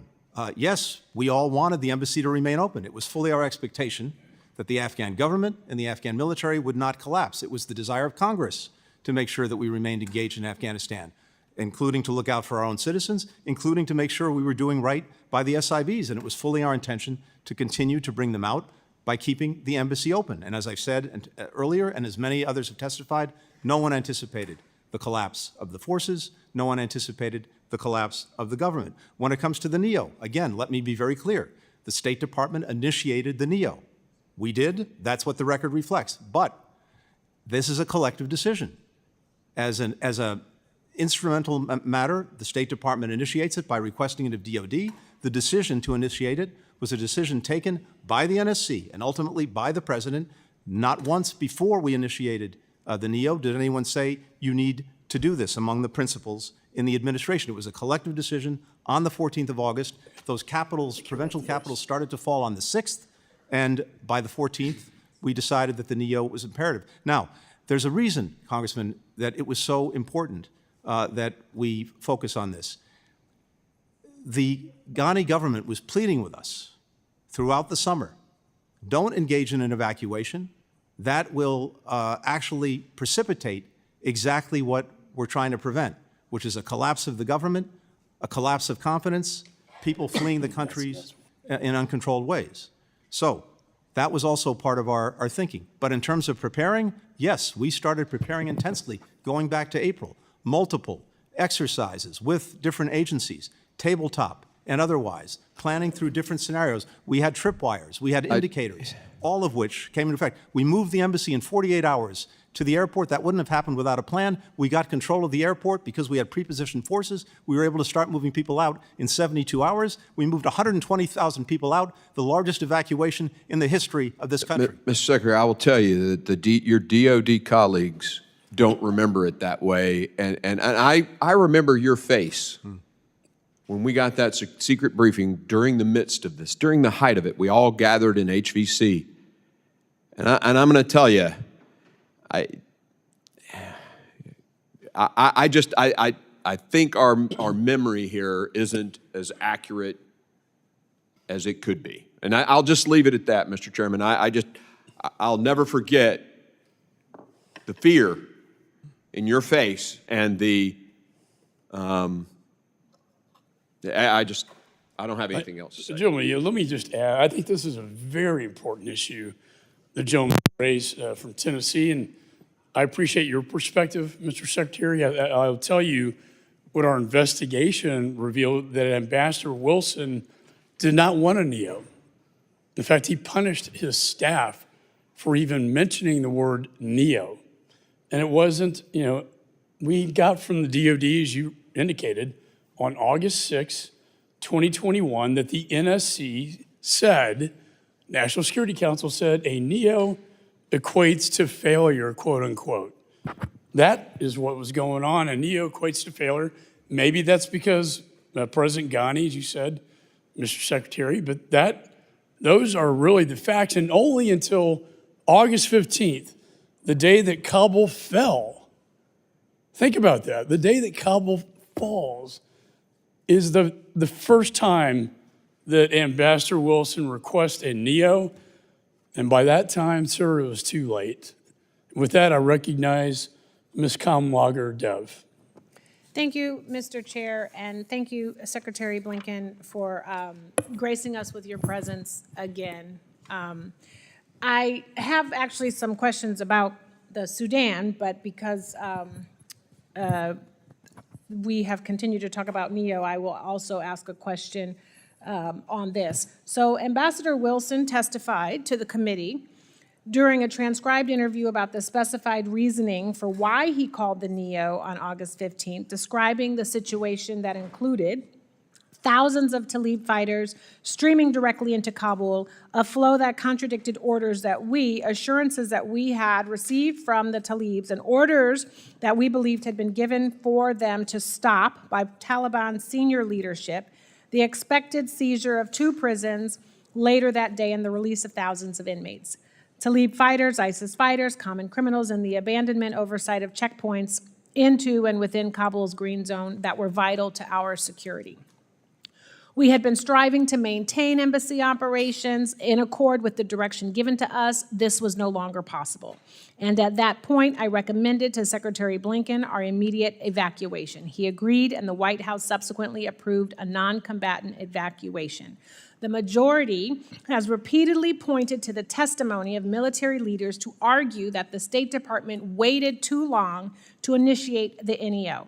But Ambassador Wilson had a clear rationale for his timing, and that calling for the NEO too soon would have complicated our ability to get out. If we had left earlier, several thousand SIV applicants that we got out in whatever the number of days that you want to talk about would not have been able to leave the country. We would not have been able to provide support to American citizens trying to get out. Our eyes and ears about what was happening around us would have been drastically degraded. Secretary Blinken, would you agree that Ambassador Wilson's testimony reflects a detailed and realistic understanding of the conditions on the ground? Yes, I would. Thank you. What would have been the repercussions if the State Department had called a NEO before conditions on the ground warranted one? Yeah, it would have actually precipitated those very conditions, and it would have made it more difficult for us to get people out, including American citizens. The airport was open until August the 15th.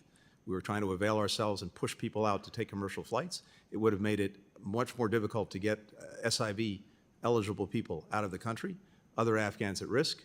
All of that would have been made more difficult by precipitating the very kind of crisis we ultimately saw. And again, I come back to a fundamental proposition, which is that no one, and I say this collectively, this is the State Department, this is the intelligence community, it's the DOD, in terms of the consensus view on where this was going, there was no consensus view that the government, the Afghan forces, were going to collapse. Our military, having worked with them for 20 years, believed that they would stay and fight. They needed to have the sustained support to do that. General McKenzie has said that, including financial and logistic support. We had no indication that the government would fall. The intelligence community didn't see that. We have very remarkable people at the State Department, including those who wrote the so-called descent channel cable, who were very concerned about what would happen after we left in terms of the durability of the government. I read that cable immediately. I responded to it almost immediately, and many of the measures that they called for in the cable were already in train, because what they were focused on was trying to make sure that we got people out of the country, especially the SIVs. And as I've talked about earlier, that's exactly what we were doing, having taken a program that was dead in the water, revived it, and accelerated it dramatically. Thank you also for just even mentioning the descent cable and the fact that regardless of if you agree with them or not, there is still a space for folks within the State Department to register discontent. I certainly hope that that is a practice that will continue in this next administration. I would now like to ask in the few moments that I have left about the war in the Sudan, which is a catastrophic humanitarian crisis impacting innocent civilians. I think it is a moral outrage. Over 150,000 have been killed, 11 million have been displaced. The evidence of genocide in Darfur is significant, and I believe an official genocide determination against the RSF and allied militia is long overdue. Why has the administration refrained from making a genocide determination? And do you intend to come to a decision about a determination before the end of this year? First, very quickly, you're right to put a spotlight on Sudan. It's the worst humanitarian situation in the world by far, by orders of magnitude. We're working intensely to try, of course, to bring an end to it, but in the first instance, to get assistance to people who desperately need it. We've made some progress on that in the last few weeks with both the SAF and to a lesser extent with the RSF. But in terms of atrocities, war crimes, genocide, we've been making determinations already about atrocities and war crimes. We're looking at the question of genocide. Whether we complete that review in the time that we have, I can't Trying to be respectful. Gentleman's time's expired. Let me just, if I could comment, I mean, you did not see it coming. I've heard that over and over.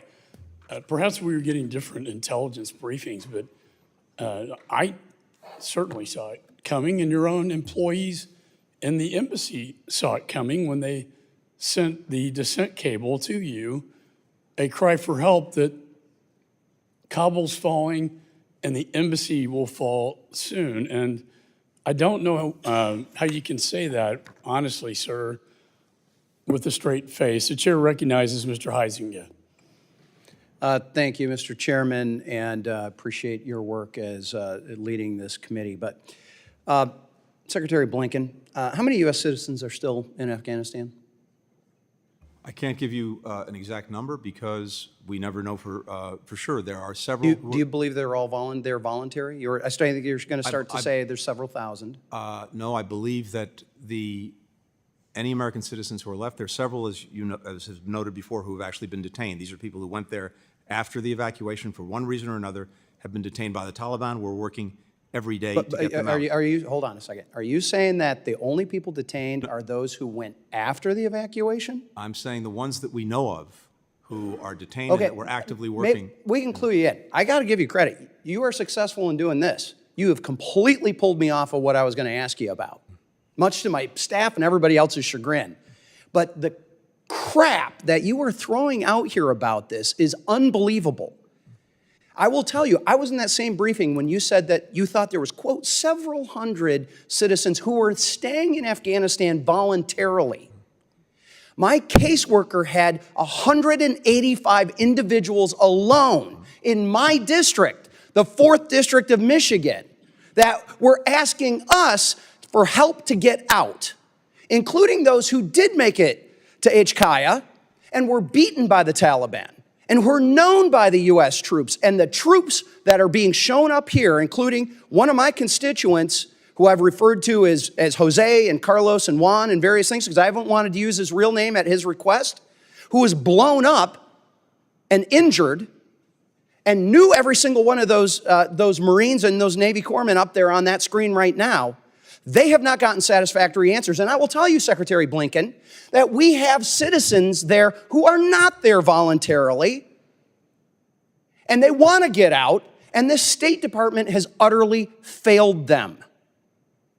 Failed them. Congressman, if there are citizens that you have identified that have been in communication with you and that want to get out, please, if you haven't already, share that information with us. We've shared it. We'll share it again, and we'll keep asking. And we're happy to sit down and go through each of those cases. At some point, the exercise in futility gets a little frustrating as a member, Secretary Blinken, when it does not feel like you're answering Mr. Green's questions or Mr. Warren's questions, or you're going to have a couple of other military folks who were there, had friends there. Well, I had a friend who was in Doha, and he's telling me that there was no damn plan to have all of those planes divert to Doha. So they got caught flat-footed. There was no place for them to go. It was a bungled exit. So I have to hit on a couple of the things that I have here, and I'm going to try to truncate this.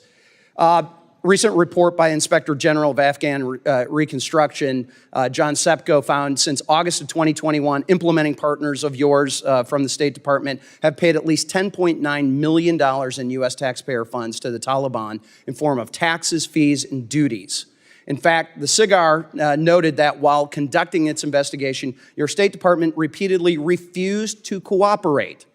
They then requested that the State Department attest to and that it had distributed a questionnaire to all the relevant implementing partners, that responses were not altered, and that no attempts were made to influence the implementers' responses. However, at the time the report was published, your department refused to sign the attestation.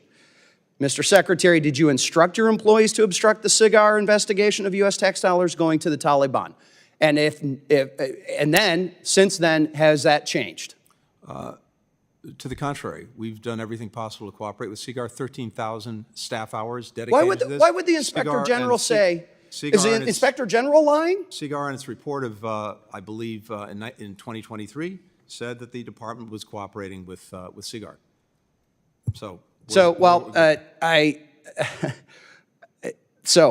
I got to skip a whole bunch of stuff. I just will say, Mr. Chairman, I've got a bill, H.R. 9503, Protecting Taxpayer Dollars from Taliban Theft Act, which makes U.S. policy that U.S. taxpayer dollars do not be paid to the Taliban in form of taxes, duties, and fees. I wish I had a few more moments. I've got a couple of seconds here. I have to hit on this.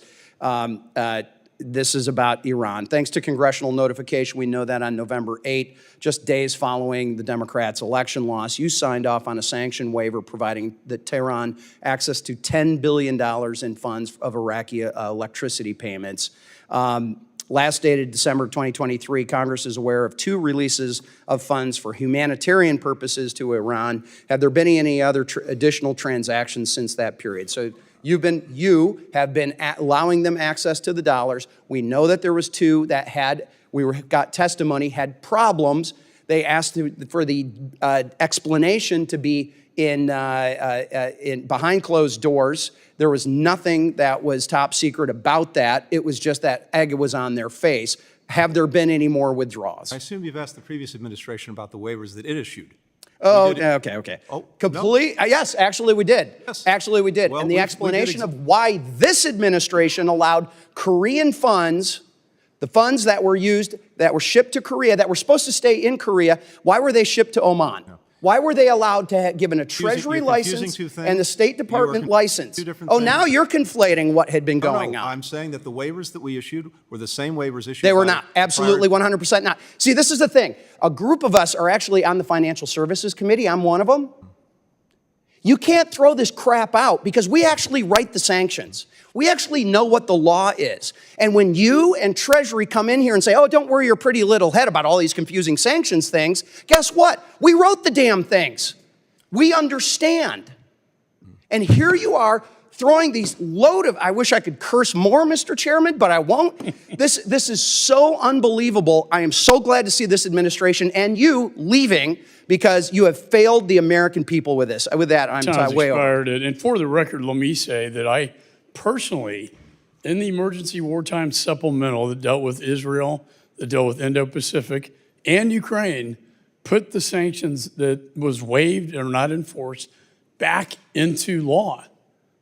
That would be on energy and on missiles and drones coming out of Iran, funding their terror operations, killing Israelis and killing Ukrainians. And sir, I have to say, I agree with my friend here that it's very disappointing that that has not been enforced. And Mr. Chairman, last administration did not authorize any releases of those funds. This administration did. That's the problem. Gentleman yields back. Mr. Schneider is recognized. Thank you, Mr. Chairman. Before I start, if the Secretary wants to address the previous thing at all, I would be interested in your remarks. I'm happy to share with the Congressman everything we've done. We can go over this. We don't have time to do it now. I'm happy to do that. Happy to show you exactly what we've done, what we haven't done. Happy to get any information that you have to the contrary and work through this. All right? Thank you. All right. Thank you. And let me thank the Chairman, Chairman McCall and Ranking Member Meeks, having had the privilege to, again, waive on this committee for this term. It's been an honor working with you, and I appreciate that. I want to thank the outgoing Biden-Harris administration and directly you, Secretary Blinken, for your tireless efforts navigating some of the most critical challenges in recent history. I looked up a definition of the Drake Passage, why it's so treacherous, and it's unimpeded currents, large waves, strong waters, frequent storms, rough and unpredictable seas. You have navigated, I think, exactly that, rough and unpredictable seas. And as has been said even by the chairman, our relationship with NATO, our relationships in many places around the world are stronger. I also, earlier there was talk about President Biden's legacy vis-a-vis Israel. And I think it is a defining element. Fact of the matter is, since the invasion by Hamas on October 7th last year, President Biden has stood with Israel longer than any president in United States history, ensuring Israel's security and strengthening its position in a very dangerous neighborhood. As you noted, he was the only president to visit Israel during a time of war. Not just the first, but the only. He supported Israel in immeasurable ways, including sending aircraft carrier, thwarting not one, but two attacks from Iran. And today, as we sit here, there are still talks, as the chair of the Abraham Accords, there are talks of bringing peace to the region, putting on a better course. No one has worked harder than I in trying to make sure we get aid into and throughout Gaza. I hope we can find a path to continue to move it in a better direction. Turning to the topic at hand, the majority's partisan report recommended Congress pass legislation to require certain dissent channel messages be shared with the Secretary of Defense, the intelligence community, other relevant agencies, and the chairs and ranking members of the congressional committees. Salman Ahmed, the Director of Policy Planning, testified that you personally read every dissent cable that comes in and personally clear the response. Is that correct? Yes, it is. Director Ogman also testified about the reaction to the dissent cable. Quote, "What I can say is that I think that those who read it at the time, their immediate reaction was, there's a lot here I agree with. There are a lot of things they're raising that in here that, in fact, we are already working on doing. They've added some details that are very helpful, so I think it was more a question of like having information that the drafters didn't have in some cases, in other cases, getting information from the drafters that was helpful." End quote. Does that testimony comport with your own reaction, namely that the dissent channel cable pointed to issues that were already under discussion with the department? It does, but I want to underscore how valuable it was, both in reinforcing some of the things we were doing, as well as pointing some things that we then subsequently pursued. Yeah. And if the cable had been more widely shared, do you think it would have changed the outcome? No. Okay. So although you made a single dissent cable available to us on this committee as part of a truly extraordinary, I want to emphasize again, truly extraordinary accommodation to the committee's investigation, do you think an expectation that dissent channel messages would be shared widely outside the department? What impact do you think that would have on the willingness of department personnel to utilize the dissent channel in the I'm first very place? concerned it would have a chilling effect and it would cause people not to engage in the dissent channel, which is a deeply honored tradition of the department going back to the Vietnam War, one I take very seriously. I read every single dissent channel cable. I respond to every dissent channel cable. It informs my views, but people need to know that they can come forward without fear or without favor, and knowing that this will be shared beyond the Secretary and my immediate office is something that I fear would have a chilling effect. Not only would it possibly chill or make it people more reluctant to share that, if you don't get that information, what are the implications to what you're trying to achieve? The implications are we will not be as well informed as we need to be, and it will make our decisions less effective than they otherwise would be. All right.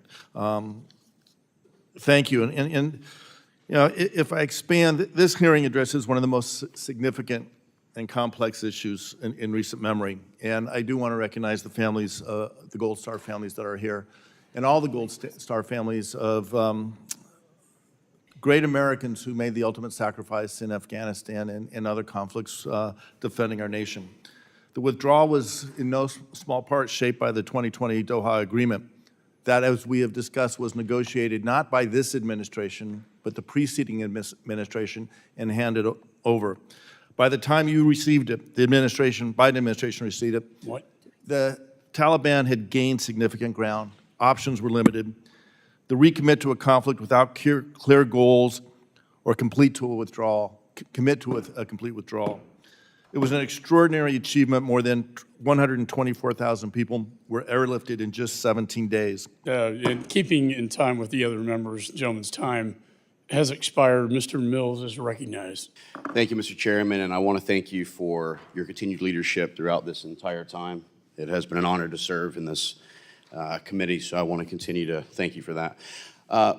Secretary Blinken, are you familiar with USC 22, Section 4802? Please tell me. It's basically your obligation in order to try and protect and provide security and safety for American citizens. Now, in one of your statements, you said, we did not leave Americans behind. Well, see, unlike other members on this, I actually went overseas and was conducting rescues of Americans left behind in Afghanistan. I actually conducted the very first successful overland rescue of Americans that were left behind, which was Miriam and her 3 children. These are Amarillo, Texas, American-born natives, who was at the front gate waving their passport, trying to get inside, while we were on the phone, myself and Senator Mark Wayne Mullen, trying to get your State Department task force to let them inside. You're telling me you didn't leave them behind? I'm telling you, Congressman, that we got every American out that we could, and when we got completed the evacuation, I said we're not leaving anyone behind. We're to keep doing this until we get every American who says they want to leave and identify themselves to us out. And as I You also mentioned, said, though, that 500 between. Well, I'm reclaiming my time. You also told Congressman Davidson that the U.S. government was not blocking aircraft. Is that correct? I have no knowledge of the U.S. government. Yet blocking my aircraft, who had 5 approved PPRs, which are prior permission required landings, to HKIA to rescue 28 Americans, was denied 5 times, saying that it was at the behest of the Department of Defense and the Department of State to prevent us from coming in to rescue Americans. That was what was told to us over the radio from the ATC towers. But yet, to your knowledge, no one was being blocked. Let me tell you, that is a farce and it's a complete lie. I will also tell you that in a NEO, State Department does not take ultimate control once it is declared. It's the Department of Defense who actually is supposed to, yet your task force still try to hold operational control, which led to a lot of disruption, and that has been reported multiple times by commanders on the ground. So I will tell you, I'm gonna finish, sir. The other thing is that in Israel, a horrible incident occurred where over 1,200 people lost their lives. And yet the State Department had done nothing to come in and actually rescue Americans who had been left behind. How do I know that? Because the very first rescues conducted was on October 11th from Nazareth, Tiberias, and Haifa. How do I know it? Because I was the one who conducted them. 32 Americans that day, then into the West Bank, then into Jerusalem, then out towards Gaza. I got 255 Americans out by myself before the State Department lifted a finger and did anything to bring a plane in. Meanwhile, other nations were already flying aircraft in and out, rescuing their citizens. Again, another failure of 22 USC 4802. Not correct. I will also, it is correct, and the reason I know it's because I was there. Were you there, sir? I had an Were you entire there, sir? embassy there. You were not. Let's I go had ahead and start an with entire that. embassy there, and I've been there 12 times. How many Americans did you rescue, sir? Yeah. We've gotten How many many Americans did you out. personally rescue, sir? None, correct? So don't try and talk to me about ground truth. You couldn't even control what was happening in Afghanistan. Let's start there. The next thing I want to talk about is under your leadership, we have allowed Iran, the regime, to grow stronger than it's ever in its life. I'll give you some facts here. The Energy Information Agency said that Iran petroleum exports in Iran sold $144 billion in the first 3 years of your administration. Now, why is that number important? Well, because that is $100 billion more than what was permitted in the full 2 years of the Trump administration. You talked about we had to go forward with the Doha agreement, that was part of the, even though it was a conditions-based agreement, you couldn't prevent from pulling out of that. But you had no problem pulling out of Remain in Mexico. That's led to an increase in sex trafficking, fentanyl deaths, and illegal migrants. More angel families than ever. You had no problem, but again, you can't pull out of it, and trying to delist the Houthi rebels from a terrorist organization that now has resulted in 12% of global trade through the Red Sea being disrupted. Do you agree that delisting the Houthis as a terrorist organization was a good play? In terms of making sure that humanitarian assistance could get to the people of Yemen and that the Houthis were designated under multiple other So authorities, endangering American it made citizens no while difference. now that they're getting Made increased no attacks as a result They were of being- your they were- actual they were failures. being sanctioned And I under can tell many you with other absolute authorities. clarity, sir, reclaiming my time, I can tell you with absolute clarity that Hezbollah got stronger while you were in office. Hamas was funded because of your failures to be able to impose necessary sanctions so that the Iranian regime couldn't continue to fund. I'm still talking, Mr. Secretary. You've had your time. You've had 4 years to destroy this nation. You and this administration.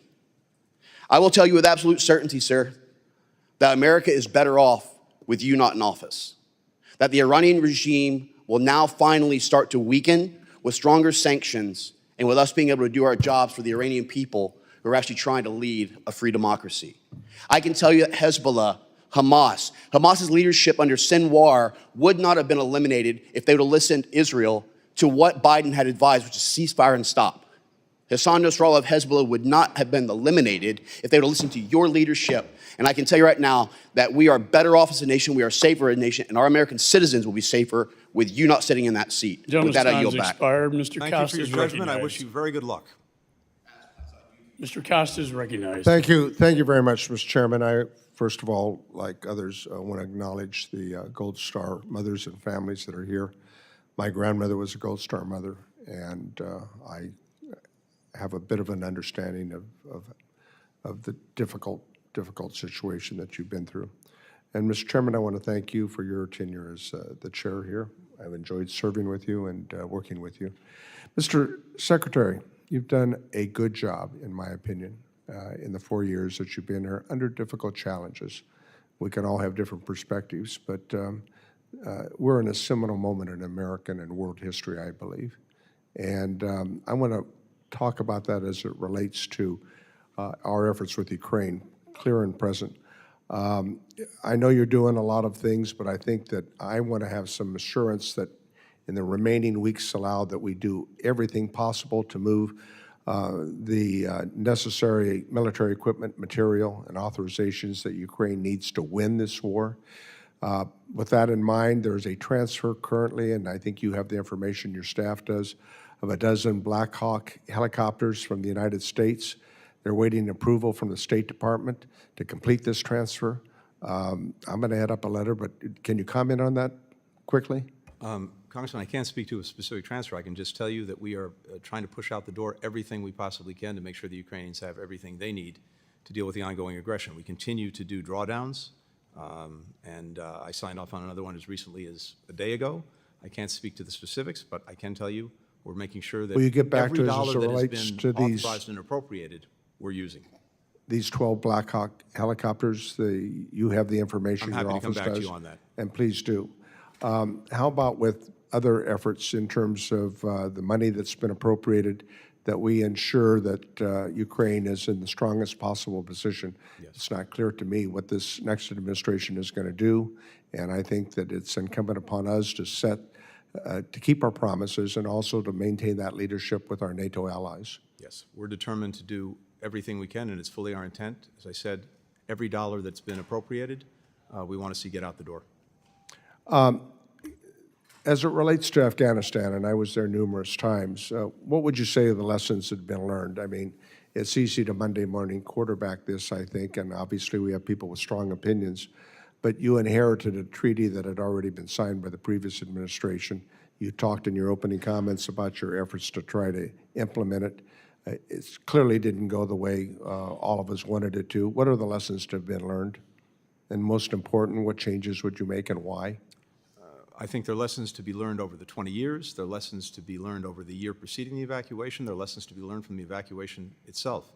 As to the latter, and actually the year preceding it, the report that I commissioned, the after-action review that I commissioned, looks at least at what the State Department could and should have done differently and how it could set itself better up for Was the the future. department aware of any Americans in Afghanistan after August 31st who asked for assistance to depart the country, but Yes. had not been previously did so? Yes, we had about, as I said at that time, there were about 200 or so Americans who had identified themselves to us and wanted to leave, but who couldn't get to the airport or couldn't get into the airport. There were several hundred others who we knew of who did not at that point want to leave because either they couldn't bring extended family with them or they decided that they wanted to stay. After August 31st, the 200 or so who couldn't get to the airport, we were able to get out. Several hundred others came forward, seeing the success of our ongoing efforts to get Americans out, and said, actually, now we want to leave. And between August 31st and December 31st, we got another 495, I believe, American citizens out of Afghanistan because of that enduring commitment to leave no one behind. Does it make sense that all Americans you may have heard of subsequent to August 31st or 2021 were ever in Afghanistan and then assumed that you had been there, or that the department had known, waiting for your help to get them out prior to that date? I'm sorry, can you repeat the question? I missed the question. I said, does it make sense to, just to add up that all the Americans you may have heard subsequently prior to the August 31st date were ever in Afghanistan and then assume that you knew that they were there and that they were going to have an option? Again, the challenge we've had, as you know, is that our citizens in any country around the world don't have to tell the government that they're there. They don't have to register with us. When they leave the country, they don't have to deregister. And in Afghanistan, we had many thousands of people who were, in effect, dual nationals who had made their lives in Afghanistan. So thank you for your service, and thank you for the questions. I tell members I'm going to keep a very strict 5-minute rule. Secretary, I know you have a plane to catch to go to the Middle East. Chair recognizes Mr. Kane. Thank you, Mr. Chairman. And I also want to take this opportunity to thank you for your leadership in this Congress as well as of this committee. Mr. Secretary, you are here with us today to discuss the Biden administration's failure in the disastrous withdrawal from Afghanistan in August of 2021 and your role in the sad chapter that our country witnessed. During President Biden's time in office and your tenure as Secretary of State, our country has seen many international crises that have become more inflamed. This administration has slow-walked critical arms and capabilities to Ukraine and has prolonged this war into what will be soon its 3rd year.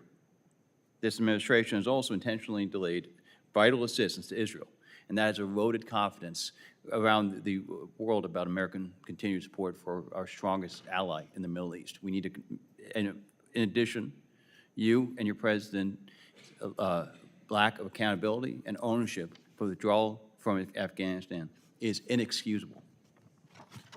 Mr. Secretary, why did you believe that the Taliban would negotiate with the Afghan government despite President Biden's unconditional surrender on April 14, 2021? As I said earlier, the Taliban had made commitments under Doha. We wanted to see them fulfill those commitments, including negotiating with the government on a transition. We made every effort diplomatically throughout that period to hold them to that, but it became clear that they wouldn't. And it also became clear that when the deadline expired, the deadline negotiated by the previous administration, they would go back to attacking our forces, attacking our partners, attacking the cities. It would have required us to send tens of thousands of Americans back to Afghanistan. That's not a decision the President is prepared to make. During that entire time, what leverage did the United States have over the Taliban once President Biden announced that he would abandon our allies, no matter what the Taliban's violations of the Doha Agreement would be? Again, we had a deadline negotiated by the previous administration, and the choice was not between the status quo and ending the war. The choice was between ending the war and escalating it, because again, they would have gone back to attacking us. We had only 2,500 forces in Afghanistan. At that point, we would have had to have reinforced them dramatically had the Taliban gone back to directly attacking our forces, directly attacking our partners, going into Afghanistan cities. That was the choice before the President. Do you agree that your power sharing agreement further destabilized and delegitimized the Afghan government? I'm sorry, Congressman, can you repeat that? The power sharing agreement? Do you agree that your power sharing agreement further destabilized and delegitimized the Afghan government? There wasn't a power sharing agreement. It was the intent of the Doha Agreement that the Taliban negotiate with the government a ceasefire and a political transition, something that they didn't do. But that was what was in the Doha Agreement. That was the objective. It was clear that didn't happen. That the Taliban was going to violate, and they did. On May 8th, 2021, your State Department held a rehearsal of concept drill with the Defense Department to plan for the withdrawal from Afghanistan. And during that meeting, the military warned against keeping Embassy Kabul open. Your deputy, Brian McKeon, responded, quote, "We at the State Department have a much higher risk tolerance than you guys." Mr. Secretary, it was you who tasked Mr. McKeon with purportedly leading the State Department's neo-planning. Is that correct? I'm sorry, again, I had trouble hearing that. Please repeat that. It was during this meeting where you were warned not to keep Embassy Kabul open. your deputy, Brian McKeon, responded, quote, "We at the State Department have a much higher risk tolerance than you guys." Mr. Secretary, it's you who tasked Mr. McKeon with purportedly leading the State Department's neo-planning. Is that correct? And do you agree with his assessment? I can't speak to that conversation or to that meeting. What I can speak to is the fact that starting in April, we worked on every scenario with our colleagues from DOD. We did multiple exercises. We planned out what we would need to do, including in the event of a NEO. And as I said before, the decision to actually initiate the NEO is a collective decision made through the interagency process by all of the cabinet level members and ultimately by the President. The State Department technically initiates it, and it was on August 14th that everyone agreed that we should initiate the NEO. And for reasons that we've discussed before, we didn't want to precipitate a panic. No one believed that the government and military would collapse. We wanted to sustain our diplomatic efforts in Afghanistan. Respectfully, your decision to keep U.S. Embassy Kabul open against military advice put people's lives at risk, and people were killed. And I want to also express my sympathy. It was a collective decision. I want to express my decision of the sympathy administration. to the families of the 13 service members who were killed at Abbey Gate, who I know many of the Gold Star families are here today. Thank you, Mr. Chairman. I yield back my time.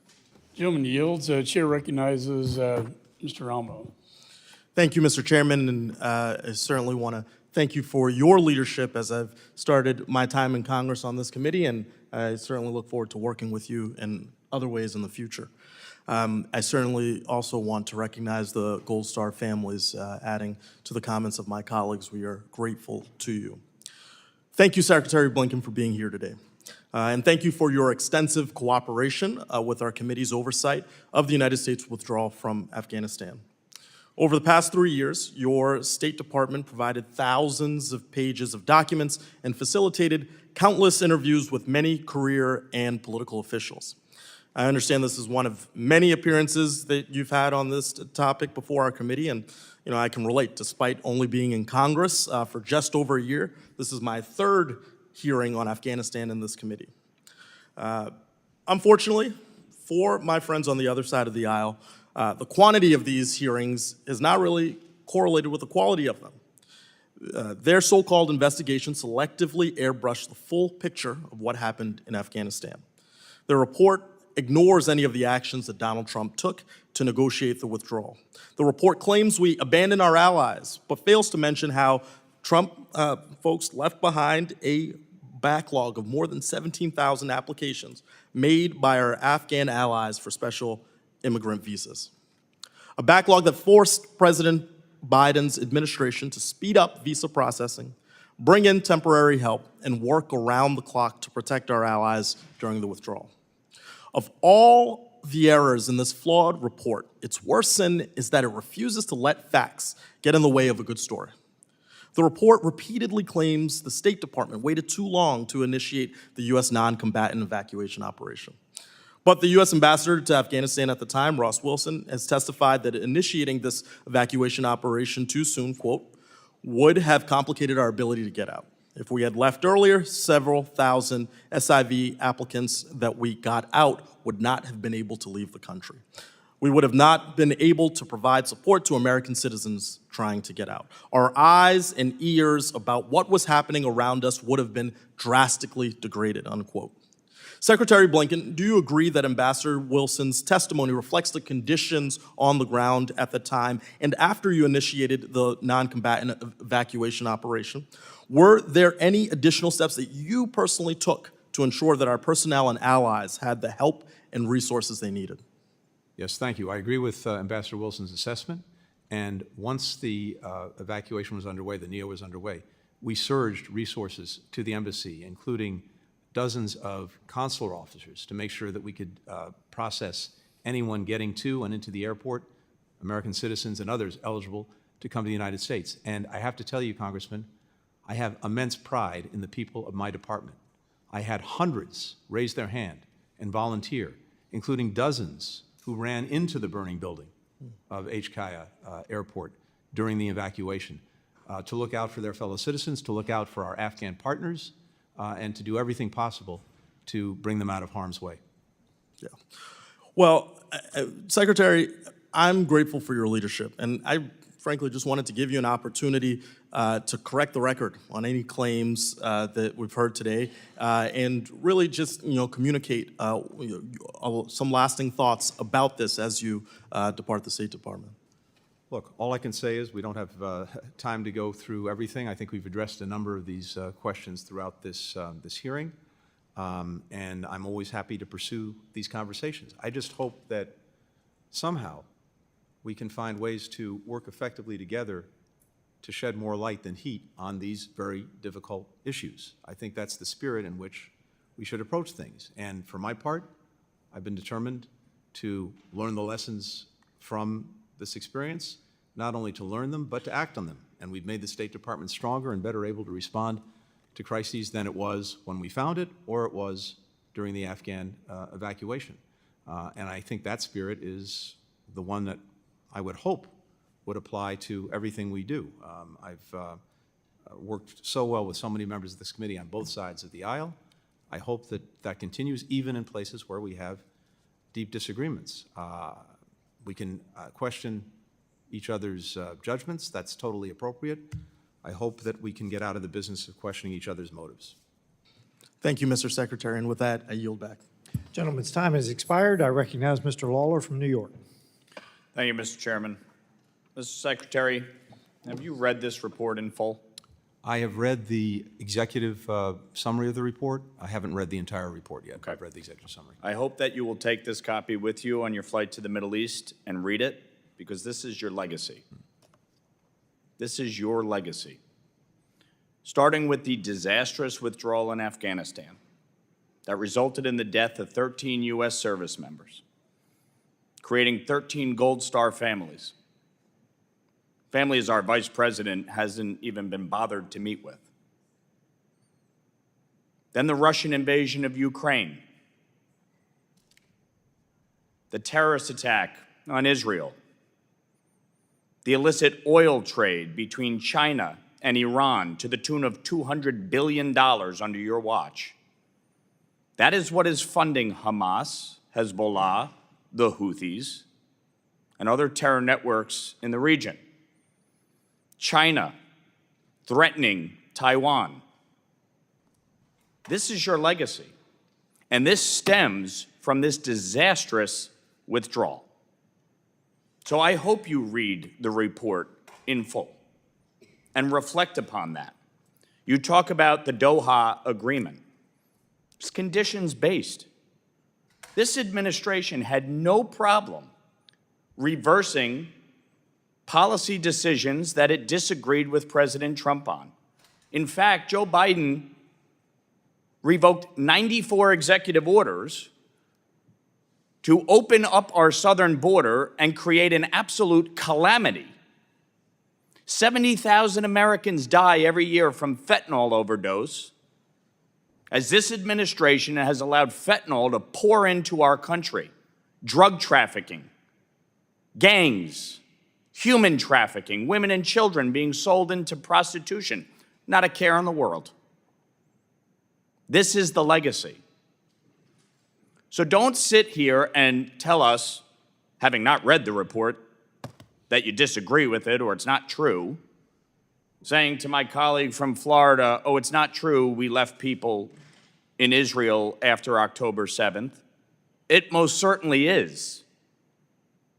I had constituents calling in a full-fledged panic, and we called the State Department and we're told there is nothing we can do. Don't tell us that that didn't happen. This administration had no problem trying to renegotiate the Iran nuclear deal. No problem lifting sanctions on Iran, allowing for the illicit oil trade.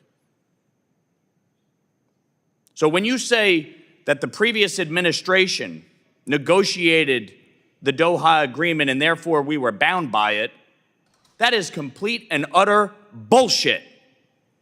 And you know it. You absolutely had the ability, based on the conditions on the ground, to keep our troops there, to ensure the safety and well-being of American citizens, and to make sure what happened did not. Mr. Secretary, on August 26, 2021, who was the President of the United States? Joe Biden. On August 26, 2021, who was the Secretary of State? I was. Okay. Take responsibility. Don't shirk in your responsibilities. Don't try to shift blame. The reality is you guys allowed the conditions on the ground to deteriorate. You did not hold the Taliban to account. And as a result, 13 U.S. service members are dead, and the world is a tinderbox. We are in the most precarious place since the lead up to World War II. That is your legacy. Period.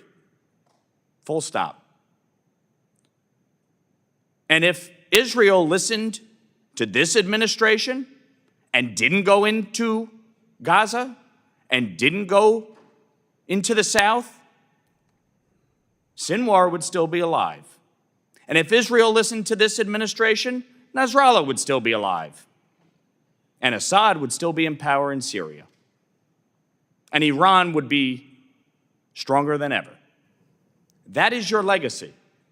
This Congress has passed the SHIP Act and the Abraham Accords Special Envoy. You didn't fill the Special Envoy, and you didn't enforce the SHIP Act. You've had over a year to do both.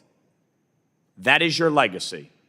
You leave the world worse off today than it was when you inherited it. Gentleman's time has expired. Recognize the Enjoy reading this, because gentlelady this from is Pennsylvania, your Ms. legacy. Wild. I have a very different legacy, one that I'll be happy to reflect on. I won't have the time to do it today because, of course, you don't provide any time to do it. It's very nice to make a speech, leave me no time to respond. chair has That's the way recognized this Ms. works. Wild. Mr. Chair. Thank you, Mr. Chair. Secretary Blinken, let me just say that hearings such as this one probably will aid you in getting over this job very quickly. I do think that you have served commendably. I think also that you have been handed an unprecedented set of world affairs and that you've handled them very well, and I thank you for that. I, too, along with so many of my colleagues, want to express my tribute and my thanks to our Gold Star families and, of course, to our service members who lost their lives in all of Afghanistan's war, not just on the day that we withdrew, but that's really at the heart of what we're discussing today, Americans who wore our country's uniform, those who were injured, those who lost their lives, and of course their families that served alongside them. And I do so wish, I say to all the families, that your loved ones had not been there on that day. I personally feel strongly that we should not have been in that war at that time, and I'm sorry for your losses and that happened. Secretary Blinken, I do want to ask you the same question I asked Ambassador Khalilzad when he testified here a few months ago, because I think it really gets to the underlying reality of why we're here today. Why, over the course of 20 years in Afghanistan, did administrations of both parties fail to correctly assess the level of dedication and cohesion of the Afghan forces and their political leadership?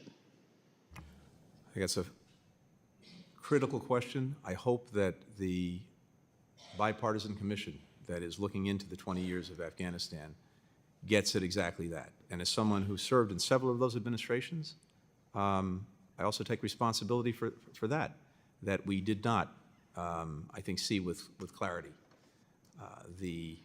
not only the durability of the Afghan government and the Afghan security forces, but see with clarity how difficult, if not impossible, it would be for us from the outside to somehow build a cohesive country and society. And that is something that, as you said, took place over multiple administrations. And I think that is a critical question that we get a better understanding of And my hope is that the commission will look into that. Well, thank you. I hope so too. You know, I have grave concerns about the politicization of intelligence that somehow seems to fit a pre-designed agenda over several decades of U.S. military involvement. That is by no means any kind of critique of our troops ever. It's the people who are making decisions at a much higher level. And I worry that we have a cherry picking of intelligence and data. And I hope that's something that the commission will also look at, because I think it's vital to make sure that we don't end up in any more forever wars. How do you account, and I know we're running out of time, but can you comment on the intelligence failures specific to Afghanistan?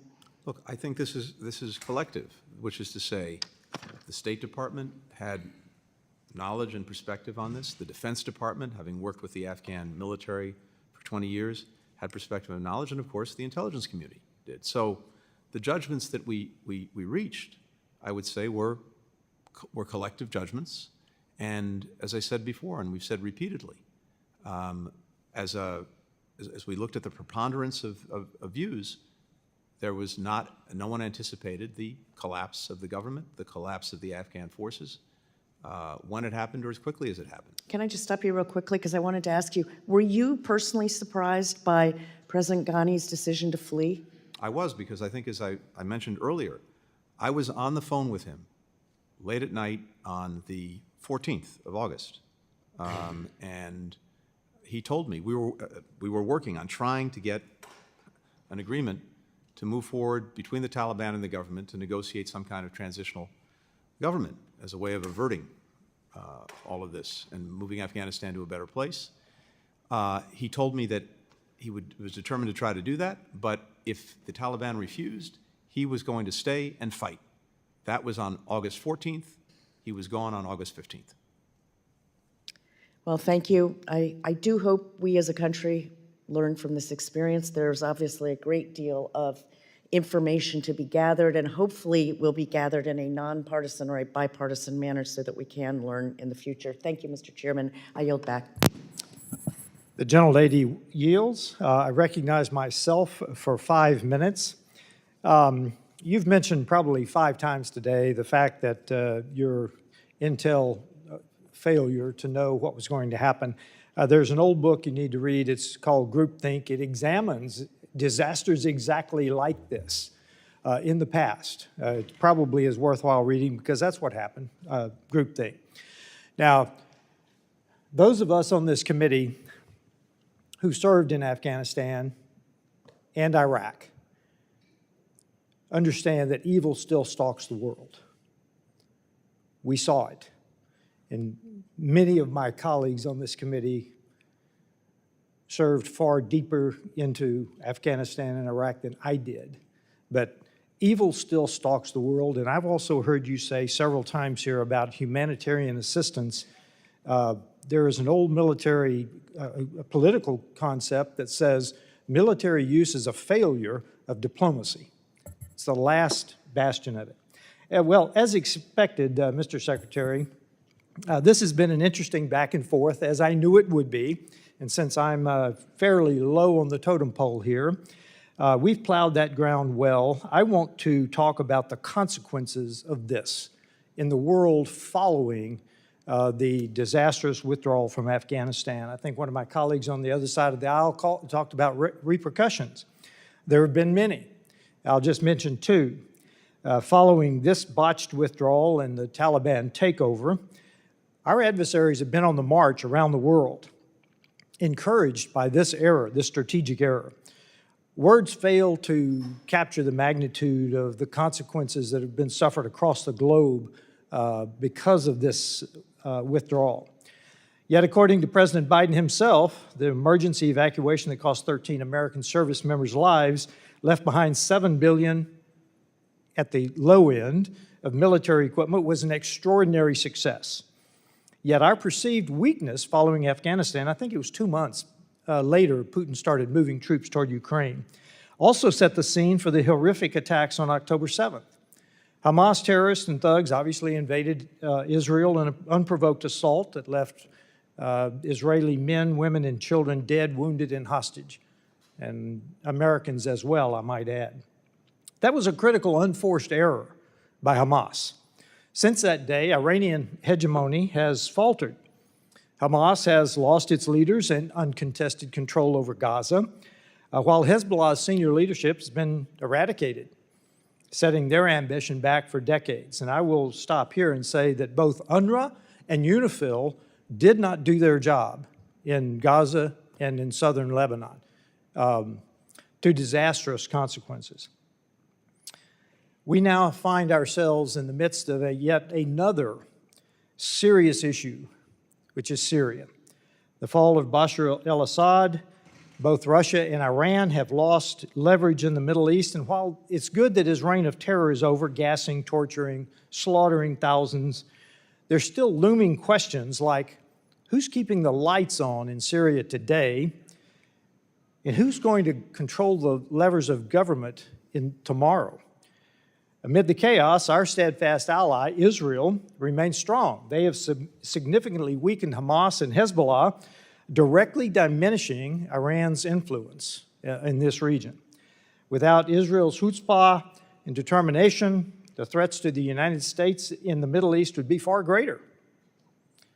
Israel, over the past few days, has done the necessary work of destroying the military power of rump Syria. So whoever does emerge to rule Syria cannot threaten Israel. According to the White House National Security Council spokesman, John Kirby, it is an open question who is currently running Syria. Yes, Iran and Russia have failed, but have lost influence in the area, but I am very eager for the leadership of the incoming National Security Advisor, Mike Waltz. And I want to make sure that's Mike Waltz, the incoming National Security Advisor, not our recently failed Vice President candidate. So, a couple of questions for you. First of all, Mr. Secretary, are you confident that the leader of HTS will be able to keep his word to protect Christians and Islamic women in rump Syria? Mr. Chairman, I'm not confident. I'm encouraged by the fact that they've said the right thing, but what we have to focus on is whether they do the right thing, including protecting minorities. The second question is, do you expect Syria to descend into a terrorist enclave?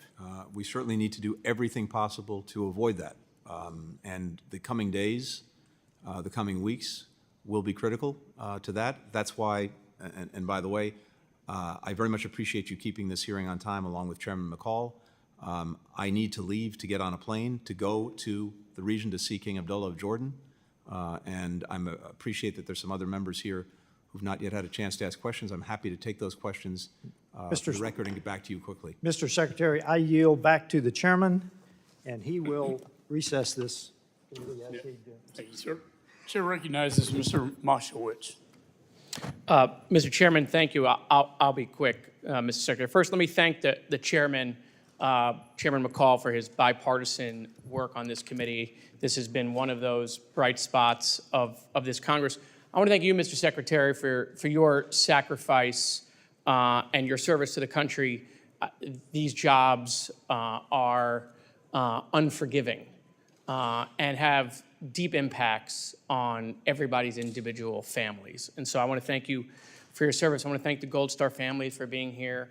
And like I have before, apologize to them for what happened to their loved ones in Afghanistan. I'm not going to go into all the stuff that's been said by 30 people, but I do want to say this, Mr. Chairman.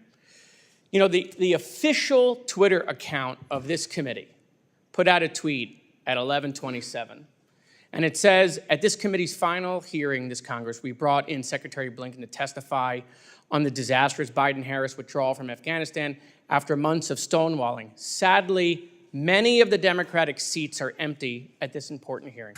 I don't know what intern put this out, but it is misinformation, and it is literally a lie. First of all, if you look at the picture, half the seats on that side of the aisle are empty, and I'm not blaming them. That's how these committees work. We all know this. People come in and out of these hearing rooms. But let me give you the numbers. 20 of the 23 Democrats on this committee were here today. 23 of the 28 Republicans were here today. Of the ones that were here, 17 Democrats asked questions, 17 Republicans asked questions. So the official account of this committee is making it appear that we don't care about what happened in Afghanistan. It is not true. And that tweet should come down, because while our enemies are trying to divide us abroad in social media, we're just giving them a gift by saying, hey, half the party, half the country doesn't care. There were major mistakes made in Afghanistan. I've said that in previous hearings. So I appreciate everyone going on their soapbox about morality and truth and facts and trying to hold the secretary to that high standard. But then we got to do it ourselves in this committee. Mr. Secretary, a lot of things were said. I know you have to leave. I just wanted to give you the balance of my time to close about your legacy. Thank you. Look, I have to leave it to others to make those judgments. But from my perspective, we have worked from day one to re-engage, re-energize, and even reimagine our alliances and partnerships around the world. We've done just that. And as a result, we are in a much stronger position than we were to deal with a multiplicity of challenges, more complicated than at any time in the 32 years that I've been engaged in this work. We demonstrated that with the work of bringing more than 50 countries together in support of Ukraine as it dealt with the Russian aggression. We've demonstrated that in building extraordinary convergence that we've never seen before in terms of purpose and action when it comes to dealing with the challenges posed by China among European allies and partners and among partners and allies in the Indo-Pacific and beyond. We've seen that in bringing countries together to tackle everything from COVID to fentanyl to food security. Across the board, that's a result of our engagement, of our diplomacy, of bringing countries together in common purpose and in ways that advance the national interest. That's how I've seen it. Others are free to make their own judgments about it. But I think in doing that, one of the sources of our strength and success is the ability to work closely with Congress. We're stronger at home because we've made remarkable investments in things like infrastructure, the CHIPS and Science Act, the IRA. That goes directly to our strength abroad. Other countries see that. They see that we've reinvested in our own competitiveness. They want to work with us, they want to engage with us, they want to partner with us. And because we've been so attentive to our alliances and partnerships, we now have countries that before were looking to do things on their own without us, that are now united with us in common purpose. That doesn't just happen. It happens because we have extraordinary men and women at the State Department, among other places, who are out there every single day, building those alliances, building those partnerships, and then using them when we need to deal with challenges like Russia and Ukraine, like China, like so many of the other challenges we face around the world. Thank you. Thank you. I yield the balance of my time back, Mr. Chairman. Gentleman yields. Chair recognizes Mr. McCormick. Thank you, Mr. Chair, and thank you for being here, Mr. Secretary. I know that your main responsibility as a secretary is to execute the president's foreign policy. As an Afghan veteran and as a guy who's got tons of friends that served over there even longer than I did, years away from their family, the guys who lost their limbs, the families who sacrificed, the people who lost their lives, my hat's always off for those families who are gold stars, and even the families who just served and made that sacrifice away from their families. I really have great respect. I know we were there for about 20 years in Afghanistan, so you can't take responsibility for 20 years, but you can take responsibility for those 4 years. I know that we spent about $2 trillion of that dollars. A lot of that wasn't on your watch. That's also a lesson learned that we had to live with. I know 2,462 lives roughly passed because of that war that we sacrificed as Americans, but most of those not on your watch. What I do want to hold you and our leadership accountable for is the stuff we left behind, very specifically. Yesterday I had the ambassador of Pakistan in my office, and we were talking about terrorism in his nation and how we create stability in that region. I'm a foreign affairs guy that's my region. And they've had over 600 terrorist attacks in their nation last year, and I was like, why? Why so many? He said, because a lot of the weapons that we left behind in Afghanistan are now being used for attacks in Pakistan and other areas around there and it's munitions we left behind. I personally thought it was a horrible withdrawal. I've talked to Millie. I've already had a breakdown. He went down and step by step went through the process of the withdrawal. But quite frankly, it wasn't just the $4 billion of our troop supplies that we left behind, but the $90 billion that we had given to the Afghanis that was then used now to sustain their country and the evil empire that's basically spreading terrorism throughout the region. I don't really accept the premise that they're not harboring bad guys. I know we have terrorist cells there. I know that they're training. We've been briefed on that.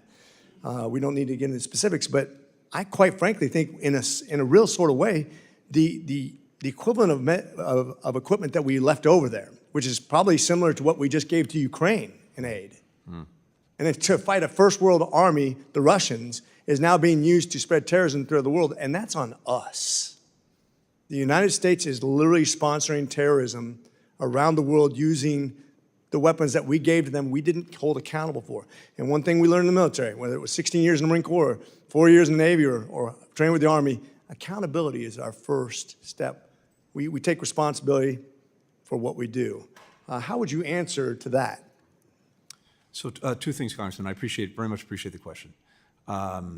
First, the weapons you're referring to built up over 20 years. The hard reality is that in order to avoid extending the war, escalating the war, sending tens of thousands of Americans back into Afghanistan, would have been impossible to take out all of those weapons, all of that equipment. Much of it was dismantled or otherwise made inoperative. Much of it that remained is almost certainly inoperative because it had to be maintained and they don't have the capacity to maintain it. But I grant you, there are no doubt some number of weapons or equipment that, yes, are being used by the regime. But the Taliban government itself is not in the business, for all of the horrific things that it's doing inside Afghanistan to its people, is not in the business of exporting terrorism in this moment. And that, at least, is a good thing. And so I don't see this equipment, such as it is, being used for that purpose. It is very regrettable that equipment was left behind, but I think it's a reality of 20 years, trillions of dollars of equipment to the Afghans. So I would disagree with one premise, and this is where I think the crux of this is used, because I want to learn from this.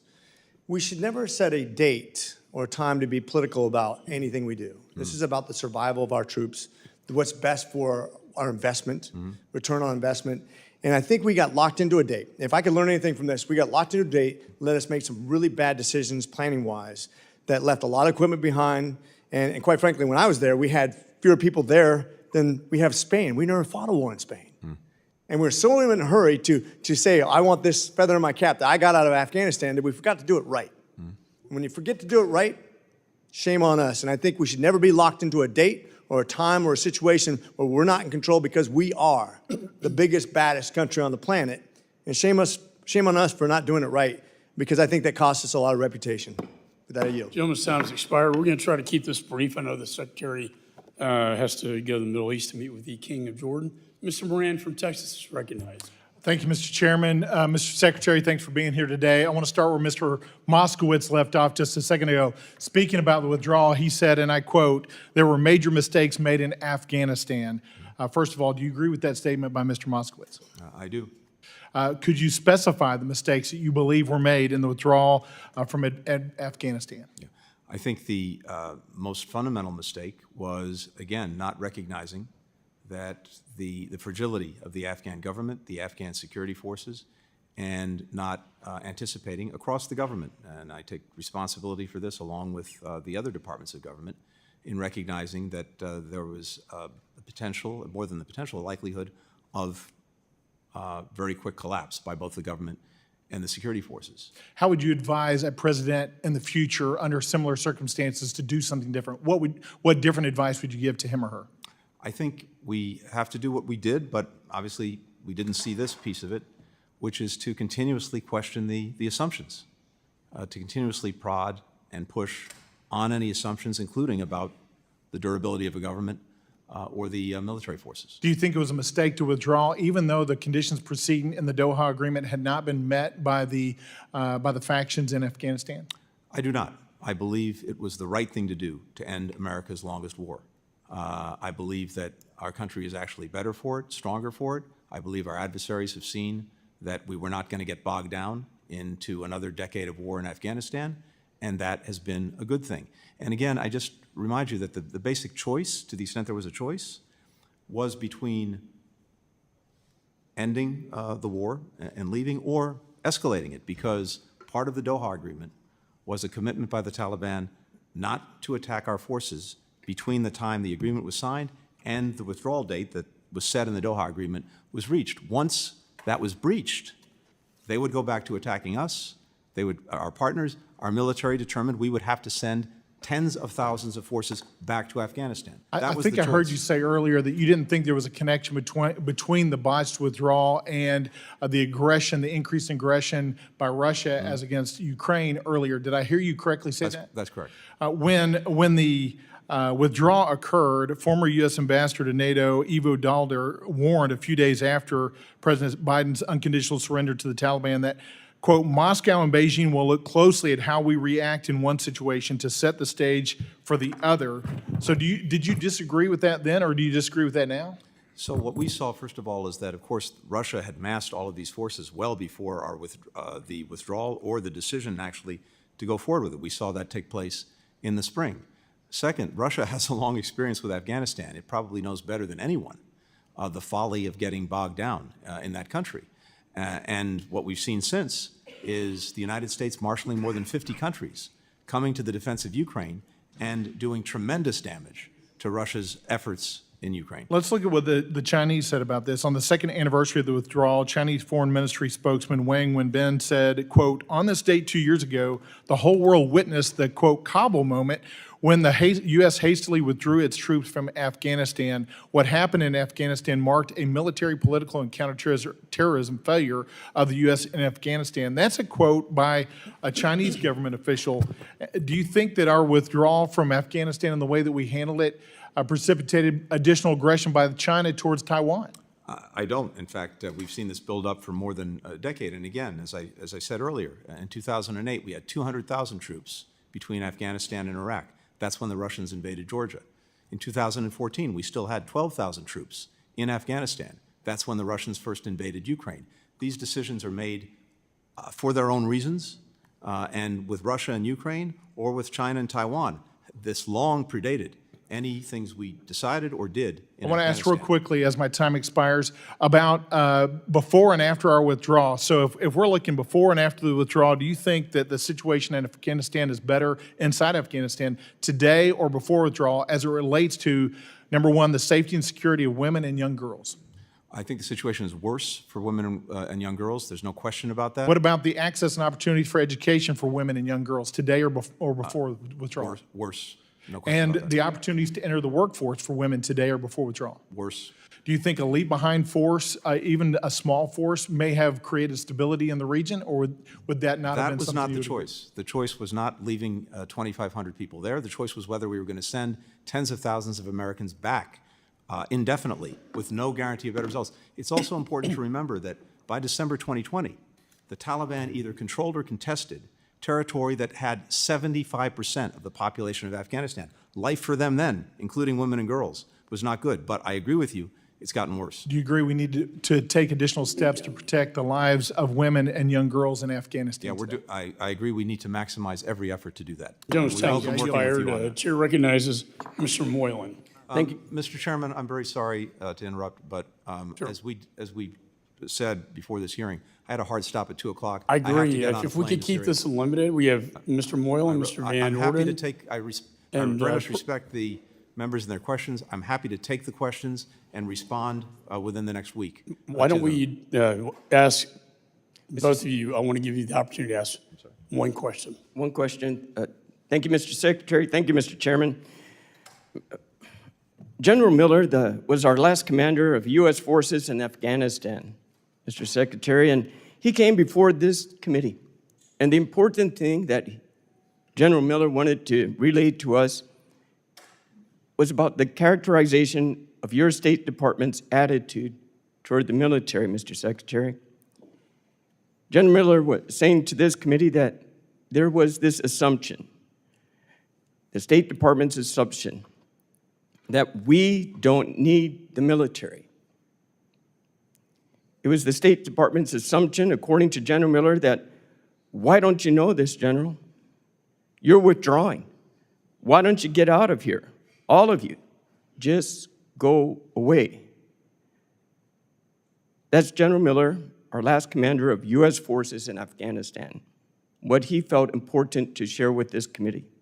Now, Mr. Secretary, in institutions like the State Department, your State Department, such attitudes often come from the top.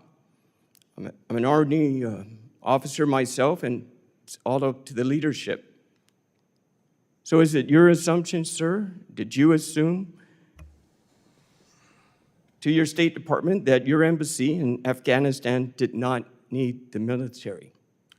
Absolutely not. And on the contrary, Congressman, first of all, I have tremendous respect for General Miller, everything he's done, everything he's put at risk himself. Second, I've had the incredible honor of serving this country in various capacities, State Department, White House, National Security Council, for the better part of 30 years now. And throughout those 30 years, one of the things I take the most pride and pleasure in is the work that I've been able to do with our military. I understand that, Mr. Secretary. My department, in my time, certainly in terms of my own instructions to them, has done nothing short of do everything possible to strengthen and continue this essential collaboration. We can't do our jobs Mr. without the United Secretary, States military. I'll take back my time. In this case, Mr. Secretary, I understand what you're saying here and now, but the generals of Miller, our last commander of U.S. forces, this is what he had to say to us. And sir, you may be saying this now, but however, the example that your employees understood is different than from what you're telling me.